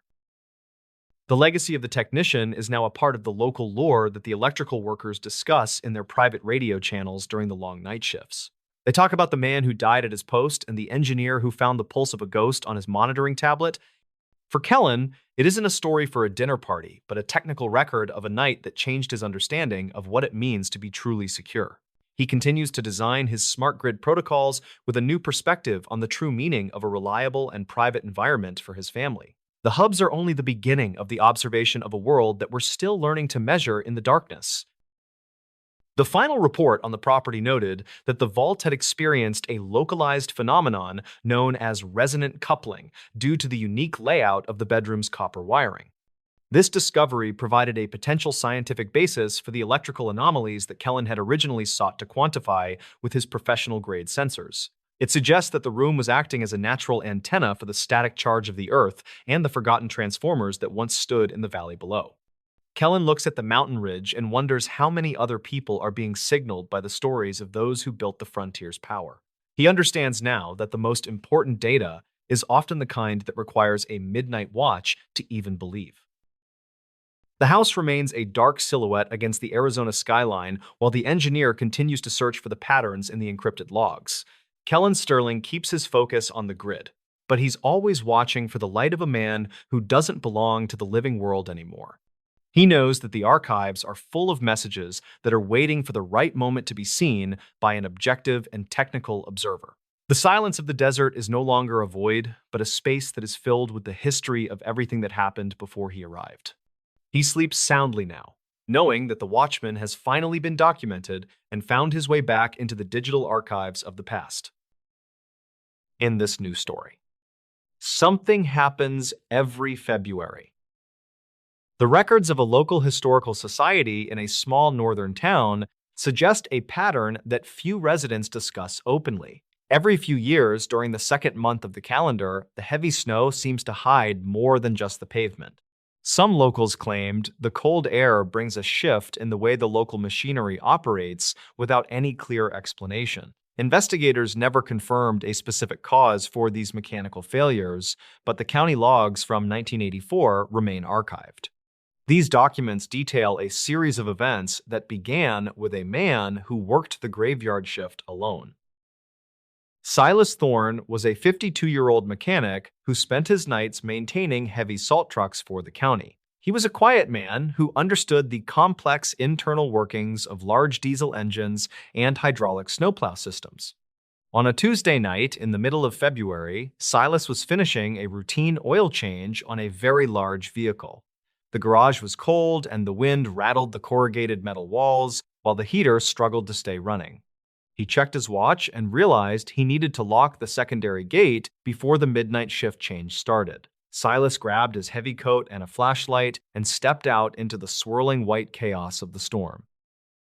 The visibility was nearly zero, but Silas knew the layout of the yard by heart after 20 years on the job. He reached the chain-link fence and fumbled with the heavy padlock while the wind roared across the open yard. As he clicked the lock shut, he heard a sound that did not belong in the middle of a winter gale. It was a rhythmic tapping against the metal mesh of the fence coming from the dark woods just beyond. Silas shone his light toward the trees, but the beam only reflected off the thick wall of falling white flakes. He called out to see if a driver was stranded, but the only response was that steady metallic clicking. The mechanic decided to investigate the perimeter because he worried a loose branch might have compromised the security of the yard. He walked along the fence line and noticed a series of deep impressions in the snow that looked quite unusual. The tracks did not look like those of a deer or a stray dog because they were perfectly circular and deep. Silas followed the trail for 30 yards until the tracks simply vanished into a patch of undisturbed and windswept ice. He felt a sudden chill that had nothing to do with the freezing air and headed back inside the garage. When he reached the safety of his workbench, he noticed a strange smudge of dark grease on his sleeve. The next morning, Silas returned to the spot with his supervisor and a younger technician named Byron Vance, who was 24. They found the area where the tracks had been, but the overnight wind had filled the holes with fresh white powder. Byron laughed at the idea of something being out there and suggested that Silas was just tired from the shift. However, the mechanic pointed to the section of the fence where he had heard the strange and rhythmic metallic tapping. The heavy steel wire was bent outward as if something had been trying to pull the structure into the woods. There were no tool marks on the metal, but the structural damage was clear to everyone who looked. Witness statements from that week mentioned a series of odd power flickers that affected the entire northern side of the county. Local archives show that dispatch logs recorded several calls about a low humming sound that seemed to vibrate through floors. Residents in the nearby trailer park reported that their pets refused to go outside and huddled under furniture for days. Silas began to keep a private log of these occurrences because he felt the official reports were missing something. He spent his afternoons at the library looking through old newspapers from the last 50 years to find similar events. He discovered a brief article from February 1962 that described unexplained mechanical failures at the local mill. The mill workers complained that their tools became magnetized and the heavy machinery would often start or stop without human help. Another report from 1973 mentioned a group of hikers who found a circle of melted grass in snow. These events always occurred within the same 2-week window in February when the temperatures dropped below the zero mark. Silas realized that the pattern was far more consistent than anyone in the town office was willing to admit. The investigation took a turn when Silas found an old Polaroid photograph tucked inside a discarded logbook from the garage. The image showed the same maintenance yard in 1956 and featured a strange blur near the gate. It was a dark and elongated shape that seemed to be hovering just a few inches above the frozen gravel surface. Silas compared the location in the photo to the spot where he had found the circular tracks in the snow. The alignment was nearly perfect, and the mechanic felt a growing sense of unease about what might happen next year. He showed the photo to Byron, but the younger man dismissed it as a simple double exposure or film defect. By late February, the sheriff decided to increase patrols near the industrial park after more reports of trespassing. None of the deputies ever saw a person, but they frequently found the same circular impressions in the morning. The final footage from a security camera at the fuel depot showed a brief and flickering light near the trees. It did not move like a flashlight or a vehicle because it pulsed with a soft and steady orange glow. The light remained stationary for exactly 10 minutes before it vanished instantly and left the area in complete and total darkness. Silas stayed late on the final night of the month to see if the phenomenon would return once more. He sat in his truck with the engine off and watched the fence line through the fogged glass. The air was perfectly still, and the silence of the winter night felt heavy in the small truck cab. At exactly 2 in the morning, the radio in his truck turned on by itself and began to emit static. The white noise shifted into a series of rhythmic clicks that matched the sound Silas had heard on the fence. He did not get out of the truck this time and instead watched the woods through his binoculars for movement. A pale shape emerged from the trees and moved toward the fence with a slow and calculated mechanical grace. It was tall and thin, with limbs that moved in a way that defied the standard laws of anatomy. The figure did not leave footprints because it seemed to glide just above the surface of the deep snow. Silas watched as the entity touched the chain-link fence, and the metal glowed with a faint and ghostly light. The clicking through the radio speakers grew louder and more frantic until the sound became a single high-pitched tone. Then the figure retreated back into the dark woods, and the radio went silent as if someone pulled the plug. The following morning, the temperature rose significantly, and a heavy rain began to wash away the remaining piles of snow. Silas went to the fence one last time and found that the metal was no longer bent or damaged. He searched for the circular tracks, but the ground was now a muddy mess of slush and dead leaves. There was no physical evidence left of what had occurred during those cold and strange nights in the maintenance yard. The mechanic returned to his normal routine, and the county transit department never mentioned the odd events in any capacity. A final review of the regional weather data shows that the extreme cold often creates atmospheric conditions for distortion. This explanation was offered to the public to account for the strange sightings and the reports of glowing lights. Many people accepted this reasoning because it was easier than believing something unknown was stalking the quiet corners of town. Silas Thorne retired 3 years later and moved to a warmer climate where the snow never fell. He took his private logbook with him, but he never spoke about the maintenance yard or the fence line again. The Historical Society still keeps the old newspapers and the grainy photographs of the county garage in their basement. Most visitors look at the displays of local industry and the pictures of the old mill without knowing anything. They do not see the patterns that Silas discovered or the dates that line up with such chilling precision. Every few years, the locals still notice a flicker of orange light or a rhythmic tapping against metal. They tell themselves it is just the wind or the shifting of the ice during the long winter months. Something happens every February that remains just outside the reach of logic and the safety of our common understanding. The truth is often buried under layers of cold white powder and the collective silence of those who forget. Some state records from 2011 indicate that the transit yard was eventually relocated after several more employees quit. No official reason was given for the move, but the old fence line remains standing in the middle of woods. It serves as a reminder that some patterns in nature are not easily explained by weather or simple human error. The cold air still settles over the town every year, and the tapping on the metal mesh continues. In this new story, a 911 call went silent. Then the operator heard breathing beside her. The psychological pressure of emergency dispatch work often manifests as a heightened sensitivity to the slightest auditory cues within a controlled environment. Most operators assume that the primary source of sound will always originate from the digital line or the mechanical hum of the communication center equipment. However, the dispatch logs and internal acoustic recordings from a high-security facility in rural Pennsylvania suggest that the physical boundaries of a call can become dangerously blurred. A routine shift can quickly transform into a chilling investigation when a dispatcher realizes that the silence on the line is being mirrored by a presence in the room. Vance Sterling was a 54-year-old senior emergency dispatcher who had spent over 25 years managing the graveyard shift for a remote county. He lived in a quiet town on the edge of a massive state forest and took great pride in his ability to remain detached from the chaos of his calls.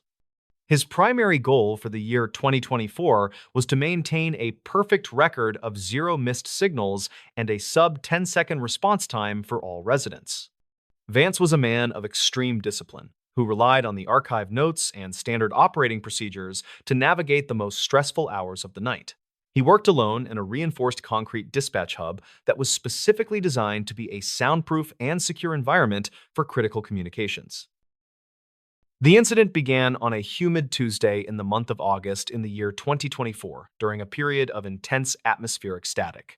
Vance received an incoming emergency signal at precisely 3:19 in the morning from an old farmhouse that had been reportedly abandoned for several years. He answered with his standard professional greeting, but he was met with a heavy and very oppressive silence that lasted for exactly 18 seconds. He checked the digital display and saw that the line was active, but the audio levels from the remote location remained completely flat and unresponsive. He prepared to log the event as a suspected hardware malfunction until he heard a rhythmic and very wet sound originating from his own headset. The sound was the unmistakable pattern of heavy human breathing that did not appear to be coming through the digital communication line from the farmhouse. Vance felt a surge of cold adrenaline as he realized the audio source was manifesting directly beside his own chair in the locked room. He adjusted his headset and turned to look at the empty dispatch floor, but he saw nothing but the glowing monitors and the silent rows of servers. The breathing was synchronized with his own movements, and it seemed to grow louder and more desperate as the timer on the silent call continued to count up. He remained perfectly still and watched as the high-sensitivity microphone on his desk began to register a secondary sound signature in the room. The next morning, Vance began a step-by-step investigation of the facility by reviewing the state records regarding the original construction of the underground hub. He was a meticulous professional who kept detailed records of every electrical surge and equipment calibration that had been performed on the local server. He discovered that the dispatch center was built on the site of a former psychiatric facility that had operated during the 1930s before being demolished. According to the archive notes from a county file from 2009, the original building had a specialized wing for patients with severe respiratory distress. The archives indicated that one patient had reportedly died in the exact location where the dispatch console now sat during a storm. He searched the digital archives of the local historical society and found a series of recordings from the early development of the county's emergency response network. These files described a man named Silas Thorne, who was a night watchman for the original facility and was known for his tireless patrols of the halls. Silas had reportedly disappeared during a massive fire in 1940, and his body was never recovered from the ruins of the basement levels. The witness statements from the original investigation mentioned that the watchman was often heard before he was seen due to a chronic and very heavy breathing. Vance realized that the silent call had originated from a location that used the same phone line designation as the watchman's old station. The audio logs from the incident were reviewed by technicians who found that the breathing was recorded on the internal track but not the external line. Investigators never confirmed the presence of a physical intruder within the locked dispatch hub, and the surveillance cameras showed Vance was entirely alone. Records conflict regarding the exact nature of the atmospheric static that occurred on that night, but some locals claimed it was a recurring temporal anomaly. Vance decided to keep a secondary recording device on his desk and continued to monitor the signal for any signs of the watchman's return. He kept the original dispatch logs on a secure drive as a record of the night that the boundaries of his job failed. The dispatch hub remains operational today as Vance continues his work with a new focus on the acoustic history of the properties he monitors.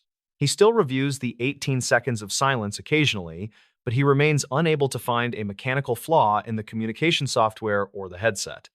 The final recording is preserved in a secure archive as a testament to an event that defies a simple technical or environmental explanation. He works with the office door open now because he knows that some presences do not need a key to enter the room. Some locations carry a memory that is broadcasted through the very wires and frequencies that we use to connect with the living. The engineering community still discusses the Vance Sterling logs as an example of potential crosstalk or signal bleeding in high-sensitivity communication arrays. However, Vance knows that what he heard was not a digital error but a factual record of a man who was still trying to report for duty. He spends his time now researching the intersection of historical tragedies and the modern infrastructure that is built on top of those sites. The dispatch center stands as a silent witness to the watchman who never truly finished his final rounds in the dark. He closes his logbook and turns off the console with a sense of total and complete investigative clarity about the sounds of the night. The final report on the incident noted that the facility had experienced a localized vacuum effect due to the intense storm and the underground ventilation. This discovery provided a potential scientific basis for the auditory anomalies that Vance had originally sought to quantify with his professional-grade sensors. It suggests that the room was acting as a resonance chamber for the sounds of the surrounding earth and the forgotten structures below. Vance believes that the silent call was a bridge between the past and the present that allowed the watchman to be heard one last time. The breathing beside him was merely a reminder that the job of protecting others is a responsibility that never truly ends for some. The quiet hills of Pennsylvania rarely make the national news for anything other than routine weather events and standard agricultural reports for the region. Yet underneath the surface of the modern communication networks, there are stories that remain recorded in the dark corners of the local digital archives. Vance Sterling is one of the few who has a factual record of the recurring impossible hidden on a secure and encrypted drive. He continues to answer every call with the same professional calm because he knows that anyone might be listening from the other side. The truth is often more unsettling than a simple mistake because it requires us to acknowledge the things we cannot see. The study of the dispatch hub's acoustic resonance was completed in the spring of 2025, and the results were filed under a restricted access. No further silent calls have been reported by the other operators as the facility's grounding system was updated to prevent further atmospheric static events. The memory of the breathing in the headset remains the only proof that something consistent and deliberate occurred in that locked and secure room. Vance has moved on with his career, but he never forgets to check the signal levels every single time the clock strikes 3:19. He knows that the past is always looking for a way to communicate through the technology that we use to keep the world safe. The legacy of the night watchman is now a part of the local lore that the dispatchers discuss in their private messages during the long graveyard shifts. They talk about the man who died in the fire and the senior operator who heard the heat of a ghost in the cold. For Vance, it isn't a story for entertainment, but a technical record of a night that changed his understanding of the limits of his profession. He continues to design his response protocols with a new perspective on the true meaning of a secure and reliable connection. The lines are only the beginning of the communication with a world that we are still learning to understand in the silence. The final entry in the county file regarding the farmhouse call noted that no working phone lines had been connected to the property for 20 years. This detail confirms that the signal Vance received was physically impossible according to the current standards of the local telecommunications infrastructure and maintenance. Yet the digital signature remains on the server as a factual piece of evidence that a call was placed and held for 18 seconds. Vance looks at the empty farmhouse on his way home and wonders how many other voices are waiting for someone to answer their signal. He understands now that the most important calls are often the ones where nothing is said at all during the wait. The house on the hill remains a dark silhouette against the state forest, while the dispatch hub continues to hum with the activity of the night. Vance Sterling keeps his focus on the monitors, but he is always listening for the sound of a rhythm that doesn't belong to the living. He knows that the archives are full of messages that are waiting for the right frequency to be heard by a patient ear. The silence on the line is no longer a void, but a space that is filled with the history of everyone who lived there. He sleeps soundly in the morning, knowing that the watchman is no longer standing alone in the ruins of the past. In this new story, he locked his bedroom door before sleeping. The footage made no sense. The concept of a locked door represents the ultimate physical boundary between the safety of a home and the unknown outside world. Most people assume that a heavy deadbolt and a closed window provide an absolute guarantee of privacy during the quiet night hours. However, the digital logs and recovered video files from a residence in suburban Ohio suggest that some barriers are entirely useless. A routine evening of rest can quickly transform into a chilling investigation when the final footage reveals an impossible event. Leland Thorne was a 46-year-old hardware engineer who spent his days designing high-security storage for massive data centers. He lived alone in a modern ranch-style house that he had recently equipped with a complex motion tracking camera system. His primary goal for the month of November in the year 2024 was to secure his private property. Leland was a man of cold logic who did not believe in anything that could not be caught on camera. He followed a strict nightly routine of locking every exterior entrance before retreating to his primary bedroom for the night. The incident began on a rainy Tuesday in the month of November in the year 2024 during a storm. Leland completed his rounds and confirmed that the bedroom door was physically locked from the inside with a heavy deadbolt. He fell into a deep sleep until he was startled awake by a sudden and very sharp drop in temperature. He checked the digital clock on his nightstand and saw it was exactly 3:42 in the early morning. He noticed that his bedroom door was standing wide open to the dark hallway, despite the bolt still being extended. He grabbed his tablet with shaking hands to review the live motion tracking footage that was stored on his local server. The recording showed Leland lying perfectly still in his bed, while the door remained firmly shut for several quiet hours. At precisely 3:41 in the morning, the heavy wooden door began to turn translucent in the high-definition footage. It appeared to lose its physical density as a dark and very tall figure stepped through the solid wood surface. The figure did not use the handle or pick the lock, but simply passed through the barrier like a shadow. Leland began a step-by-step investigation of the hardware by reviewing the manufacturer diagnostic logs and the local server. He was a meticulous professional who kept detailed records of every software update and patch he had applied to the system. He discovered that the camera had not malfunctioned, but had captured a massive surge in local electromagnetic field activity. The logs revealed that the internal clock of the security hub had skipped forward by exactly 60 seconds during the event. According to the archive notes from the state records, the house sat on a site used for radio experiments. He searched the digital archives of the county file and found a series of recordings from 1978. These files described a scientist named Silas Vance who had been obsessed with the concept of phase-shifting physical matter. Silas had reportedly disappeared from the property during a massive electrical surge that occurred exactly 50 years before this event. The witness statements from the original investigation mentioned that the doors in the house would often open by themselves, Leland realized that the figure on the footage was not a person, but a lingering echo of an experiment.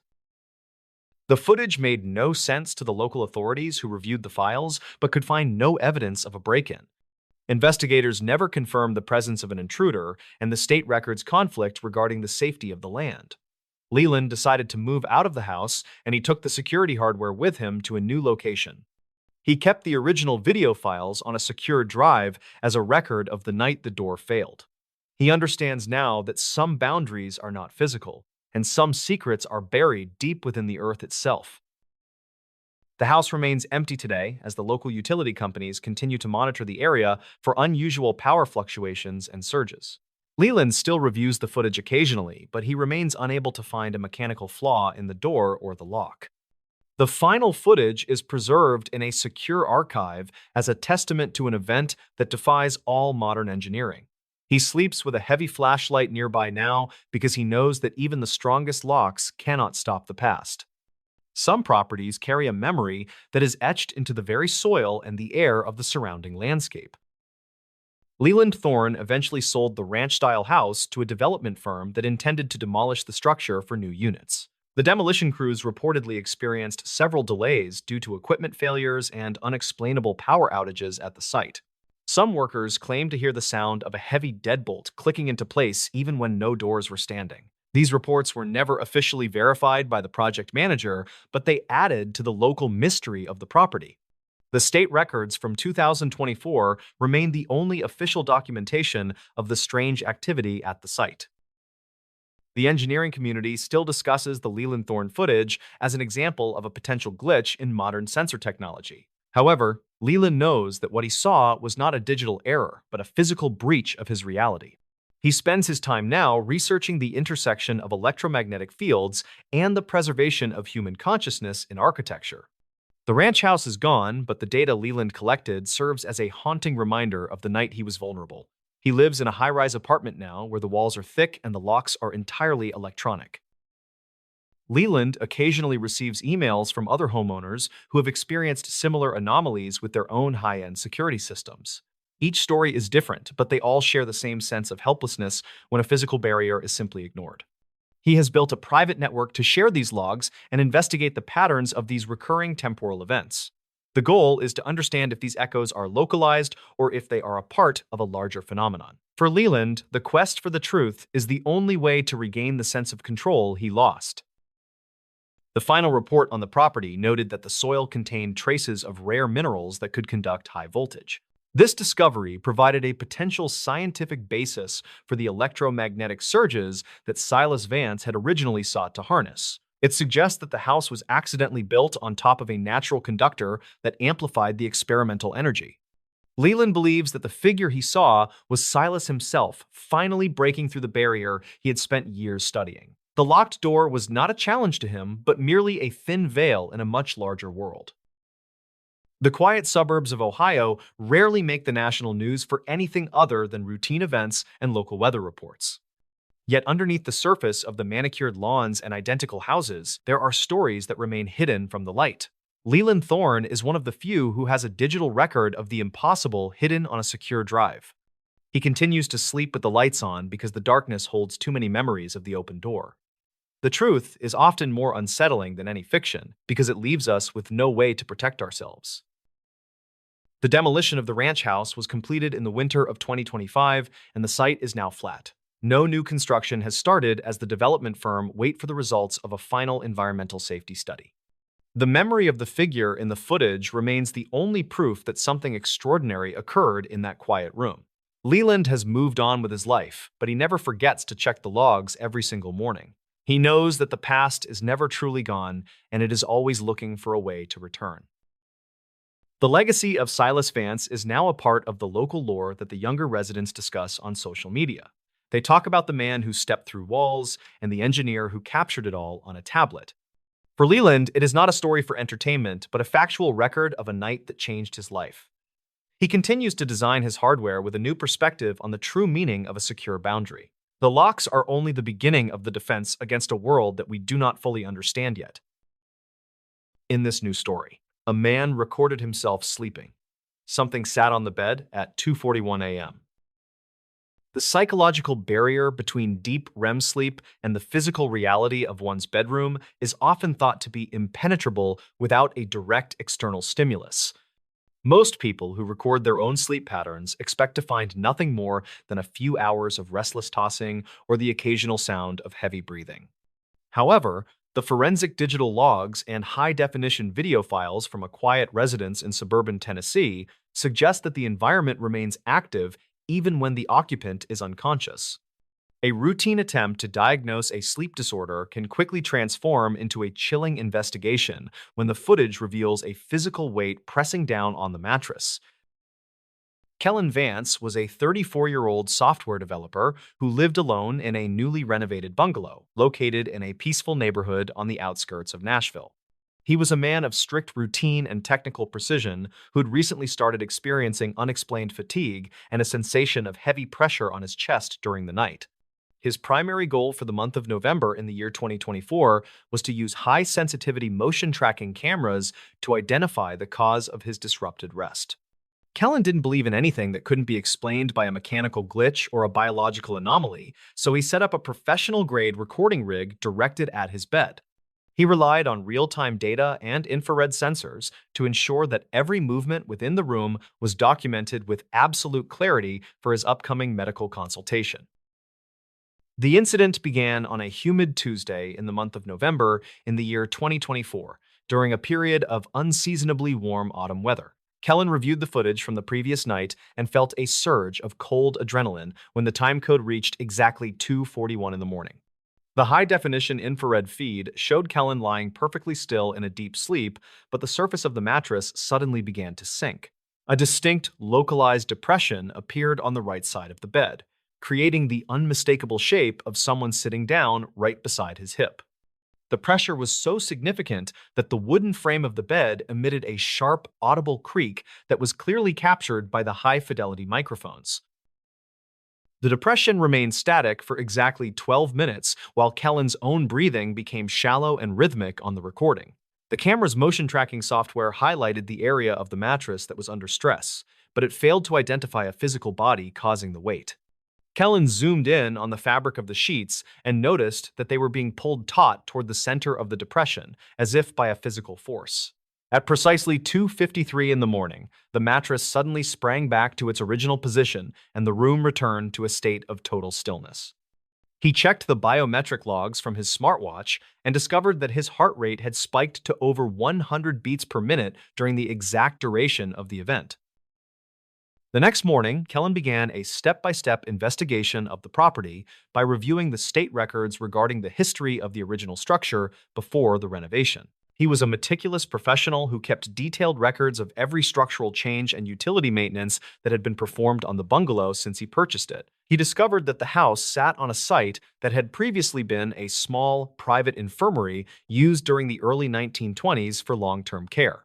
According to a county file from 2009, the infirmary had specialized in treating patients with severe respiratory ailments who required constant monitoring throughout the night. The archives indicated that a dedicated nurse had died of exhaustion in the exact location where his bedroom was now situated.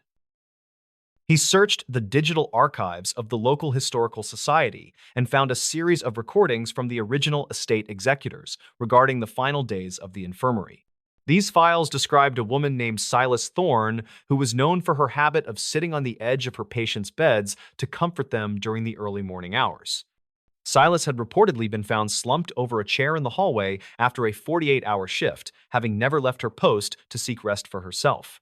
The witness statements from the original investigation mentioned that the infirmary was often filled with the sound of phantom footsteps and the sensation of being watched.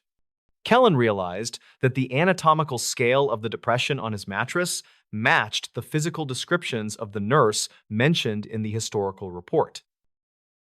The infrared footage was reviewed by a local digital forensics expert who found that the camera's sensors had recorded a localized thermal drop of 10 degrees in the area of the depression. Investigators never confirmed the presence of an intruder within the house, as the smart locks and window sensors showed no activity throughout the night. Records conflict regarding the exact nature of the structural settling that occurred during the renovation, with some contractors claiming the floorboards were prone to shifting under pressure. Kellen decided to install a secondary thermal imaging array and continued to monitor the bed for any signs of the recurring weight. He kept the original 2:41 a.m. recording on a secure encrypted drive as a record of the night that his sleep was shared by a weightless presence. The property remains under constant observation today as Kellen continues his work with a new focus on the environmental anomalies of his living space. He still reviews the 12 minutes of static pressure occasionally, but he remains unable to find a software glitch or a mechanical failure in the mattress or the bed frame. The final report is preserved in a secure archive as a testament to an event that defies a simple physical or biological explanation in the modern era.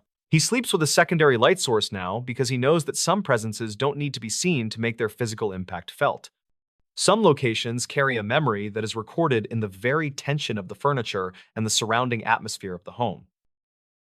The engineering community still discusses the Kellen Vance footage as an example of potential sensor ghosting or high-frequency vibrations causing localized material fatigue.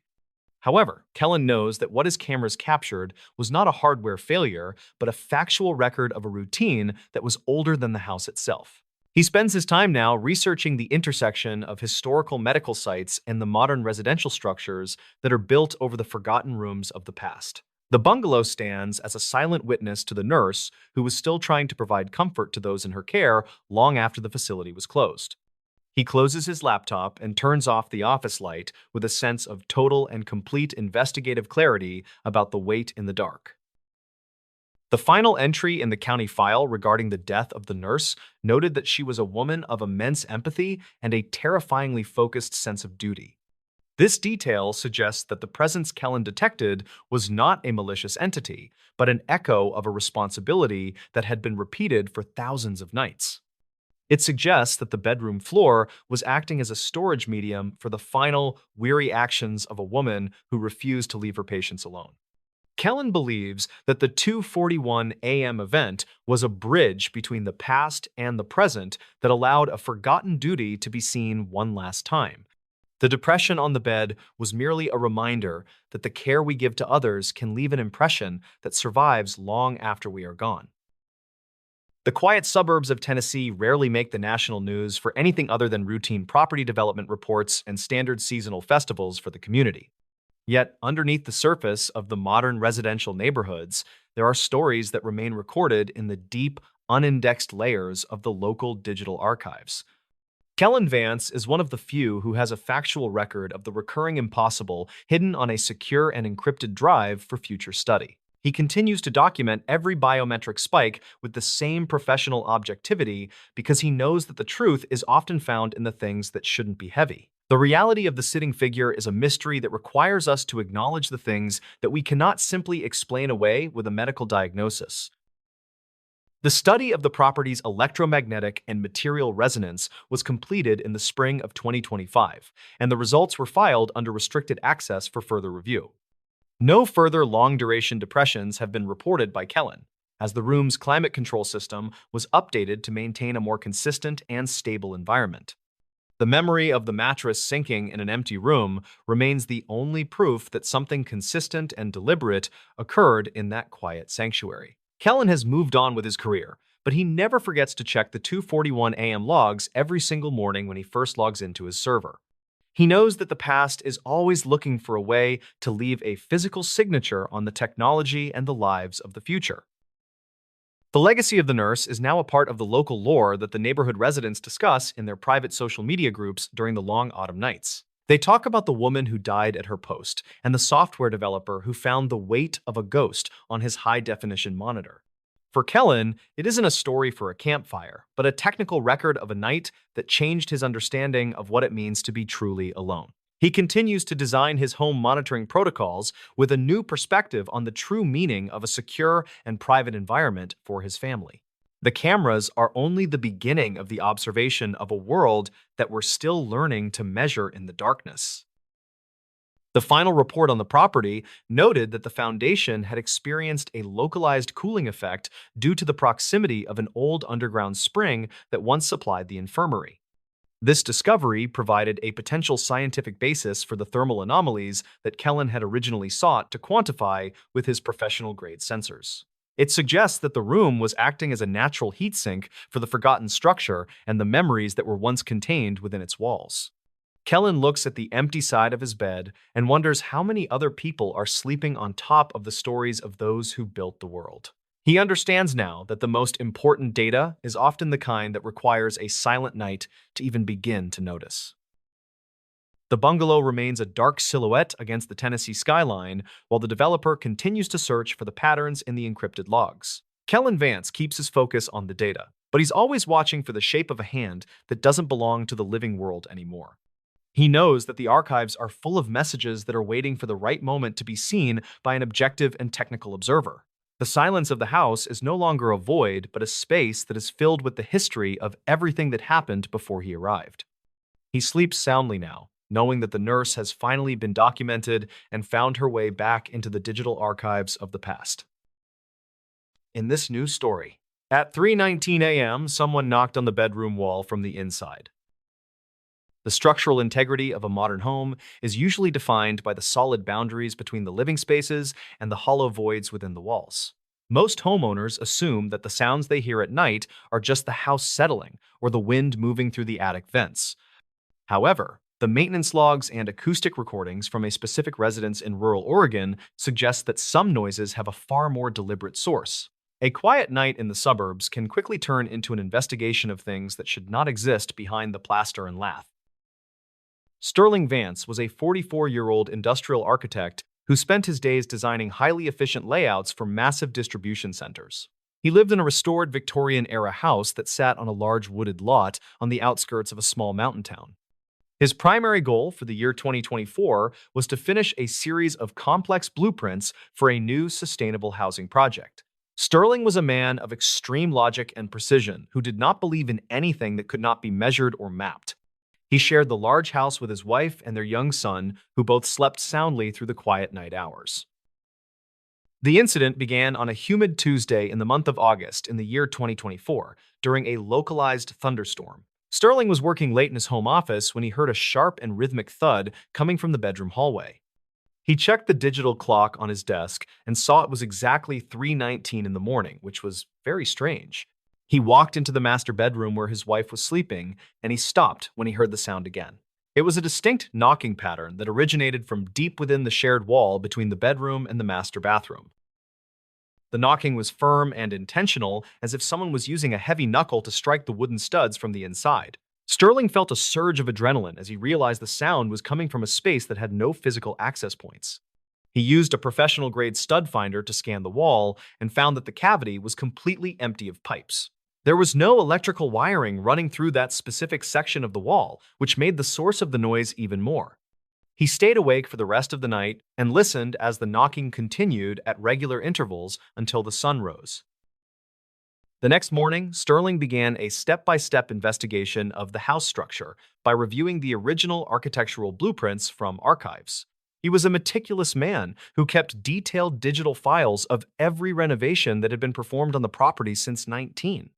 He discovered that the house had undergone a major structural change in the year 1955 following a small kitchen fire. The contractors at the time had sealed off a narrow service corridor that once ran between the main bedrooms and the plumbing. According to the archived notes from the state records, the corridor was used by staff to access the laundry chutes quickly. He searched the attic and the crawl space under the floorboards to find an entrance to this forgotten and sealed-off vertical space. He found a small access hatch hidden behind a heavy built-in bookshelf in the guest room that he had ignored. Sterling used a pry bar to open the hatch, and he was met with a cloud of gray dust and cold. He shone his powerful flashlight into the void and saw a narrow ladder leading down into the darkness between the bedroom walls. The air smelled of old paper and damp earth, which indicated that the space had not been ventilated for many decades. He climbed down the ladder and found a small wooden chair tucked into a corner that was only 2 feet wide. On the floor sat a collection of old rusted tins and a series of handwritten notes that were dated 1950. The notes were written by a man named Elias Thorne, who had worked as a maintenance man for the previous owners. Elias reportedly suffered from a severe sleep disorder and had created the hidden room as a place to find total silence. According to the county file from 2009, Elias had disappeared from the property without leaving any trace of his. Sterling noticed a series of tally marks carved into the wooden studs that matched the exact rhythm of the knocking he heard. The marks were grouped into sets of three, which was the same pattern that had woken him up at 3:19. He realized that the knocking was not a haunting, but a mechanical echo caused by a weighted pendulum Elias had built. The device was designed to tap on the wall at a specific frequency to help the man fall into a deep. Over the years, the house had shifted and the pendulum had become stuck until the recent storm loosened the old mechanism. He decided to dismantle the old wooden device and seal the access hatch permanently to ensure the safety of his family. Sterling felt a sense of relief as he understood the logical cause of the mystery that had disturbed his quiet night. He updated his own home maintenance logs to include the discovery of the hidden service corridor for any future property owners.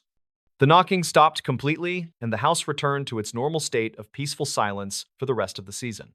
He kept the handwritten notes in his office as a reminder of the man who sought silence in the walls. The house remains quiet now, and the digital logs no longer record any unusual acoustic spikes during the early morning hours.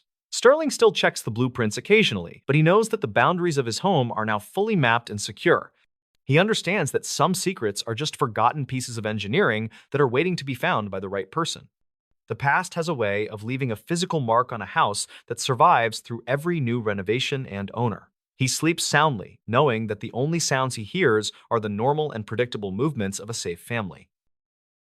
Every building tells a story if we are willing to look behind the plaster and listen to the echoes of construction. Sterling Vance continues to design his efficient layouts, but he now pays closer attention to the empty spaces in between the walls.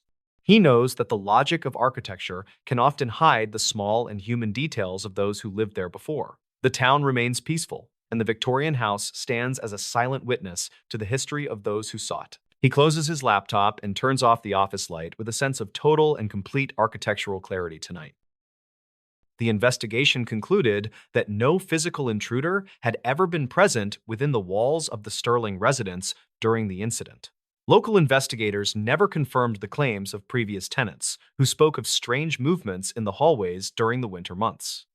Records conflict regarding the final fate of Elias Thorne, but the notes he left behind remain a tangible piece of evidence. Sterling often wonders how many other homes have hidden corridors that have been lost to time and forgotten by the living. He values the silence of his home more than ever now that he knows exactly what lies within the structure. The mystery was solved by a man of logic who refused to accept anything less than the physical truth today.